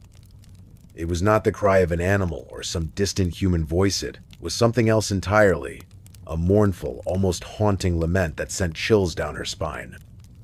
She glanced around nervously, clutching her jacket tighter against the chill. The moonlight cast silvery reflections on the rippling surface of the river, making it look like liquid glass. But beneath that serene beauty lay secrets buried deep within its currents. Emma's heart raced as the cries grew closer. Her mind tried to rationalize what she was hearing, but fear clawed at her thoughts. She remembered the stories her grandmother used to tell about La Lloronath, weeping woman who roamed rivers searching for her lost children. They were tales meant to scare children into behaving, yet here they were, alive in the air around her. She stood up abruptly, deciding it was best to leave. As she turned to walk away, a chilling whisper brushed past her ear. "Where are my babies?" The words froze her in place. Panic surged through her body, but before she could react, the sound faded back into the distance, swallowed by the rushing waters of the river. The next day, Emma couldn't shake off the memory of those cries. Determined to understand what had happened, she visited the local library to dig deeper into the folklore surrounding La Llorona. There, she met Mr. Thompson, an elderly librarian with a passion for local legends. He listened intently as Emma recounted her experience, his eyes widening slightly as she spoke. "That river has been the site of many strange occurrences," he said slowly, leaning forward in his chair. "La Llorona is said to have claimed victims along these very shores." Mr. Thompson handed her a book titled Riverside Ghosts. Flipping through its pages, Emma found accounts of sightings dating back decades. One story particularly caught her attention, a tale from the 1930s involving a young mother named Clara, who drowned herself after losing her child during a flood. Some believed her spirit merged with La Llorona's legend, adding another layer of sorrow to the haunting. As the days passed, Emma became obsessed with uncovering the truth behind the cries. Each evening, she returned to the riverbank, hoping to catch another glimpse of the mysterious presence. On one such night, under a full moon, she finally saw a Heron apparition dressed in tattered white robes, standing knee-deep in the water. Her face was obscured by long, flowing hair, but her piercing sobs reverberated through the stillness of the night. Emma approached cautiously, driven by both curiosity and dread. "Who are you?" she called out softly, her voice trembling. The figure paused, turning slightly toward her. For a moment, there was silence, heavy and oppressive. Then, in a voice so sorrowful it broke Emma's heart, the ghost replied, "I am waiting for them to come back." Tears welled up in Emma's eyes as realization dawned upon her. This wasn't just a ghost. It was a soul trapped between worlds, bound by grief and guilt. Moved by compassion, Emma decided to help. With Mr. Thompson's guidance, she began researching rituals and prayers traditionally used to appease restless spirits. Weeks later, armed with knowledge and determination, Emma performed a ceremony at the riverbank. Surrounded by flickering candles and chanting softly, she invoked peace for the tormented soul. The air grew thick with emotion as the ghostly figure appeared once more, hovering silently above the water. "Thank you," it whispered, its voice tinged with gratitude. Slowly, the apparition began to fade, dissolving into mist that rose gracefully toward the heavens. The river seemed calmer now, its waters reflecting the stars without a trace of sorrow. Relieved but exhausted, Emma collapsed onto the grass, feeling a weight lift from her shoulders. From that day forward, the cries ceased, leaving only the gentle flow of the Mississippi River to accompany the quiet nights. Though she never forgot her encounter, Emma knew she had done something meaningful, bridging the gap between the living and the dead, bringing closure to a soul lost in time. And so, the legend of La Llorona continued, evolving with each retelling, forever intertwined with the rivers of America. Phantom hitchhiker on lonely roads. The sun was setting over the desolate stretch of Route 66, casting long shadows across the barren landscape. It was one of those evenings where the air felt heavy with an unspoken tension, the kind that makes even the bravest traveler glance over their shoulder more than once. The road seemed endless, stretching out like a dark ribbon into the horizon, and the only sounds were the hum of tires against asphalt and the occasional rustle of wind through dry grass. John Carter, a truck driver in his mid-40s, had been traveling this route for years. He knew every curve, every dip, and every eerie whisper of loneliness that accompanied late-night drives. But tonight felt different, in a way he couldn't quite put into words. As he adjusted the rearview mirror, checking on the load of supplies destined for Chicago, he noticed something unusual: a figure standing by the side of the road. It was around 8:30 p.m. when John first saw her. She stood near mile marker 127, just outside the small town of Seligman, Arizona. The figure was cloaked in a faded gray coat, her face partially obscured by the dimming light. Her posture suggested urgency, as if she needed help desperately. Against his better judgment, John slowed down and pulled over to the shoulder of the road. "Need a ride?" he called out cautiously, rolling down his window. His voice carried a tone of curiosity, but also caution, as though he already sensed something wasn't right about the situation. The woman approached slowly, her movements deliberate, yet oddly mechanical. "Yes, please," she replied softly, her voice barely audible above the wind. There was no warmth in her tone, only a hollow emptiness that sent a shiver down John's spine. Yet, something compelled him to let her in. She climbed into the passenger seat without hesitation, her presence filling the cab with an unsettling chill. John tried to make small talk, asking where she was headed, but her responses were vague and detached. "Just somewhere safe," she murmured, staring straight ahead. Her eyes seemed to pierce through the darkness, reflecting none of the usual flicker of life. As they drove deeper into the night, the atmosphere grew heavier. By 9:15 p.m., they had passed through several ghost towns, their abandoned buildings looming like silent witnesses to some forgotten tragedy. The radio crackled faintly, playing static instead of music, which added to the growing unease.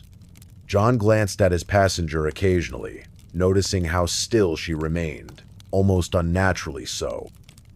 Around 10:00 p.m., as they entered the outskirts of Kingman, Arizona, John decided to ask what had become a burning question in his mind. "What's your name?" he ventured, trying to keep his voice steady. "I don't remember," she said flatly, her gaze fixed on the passing scenery.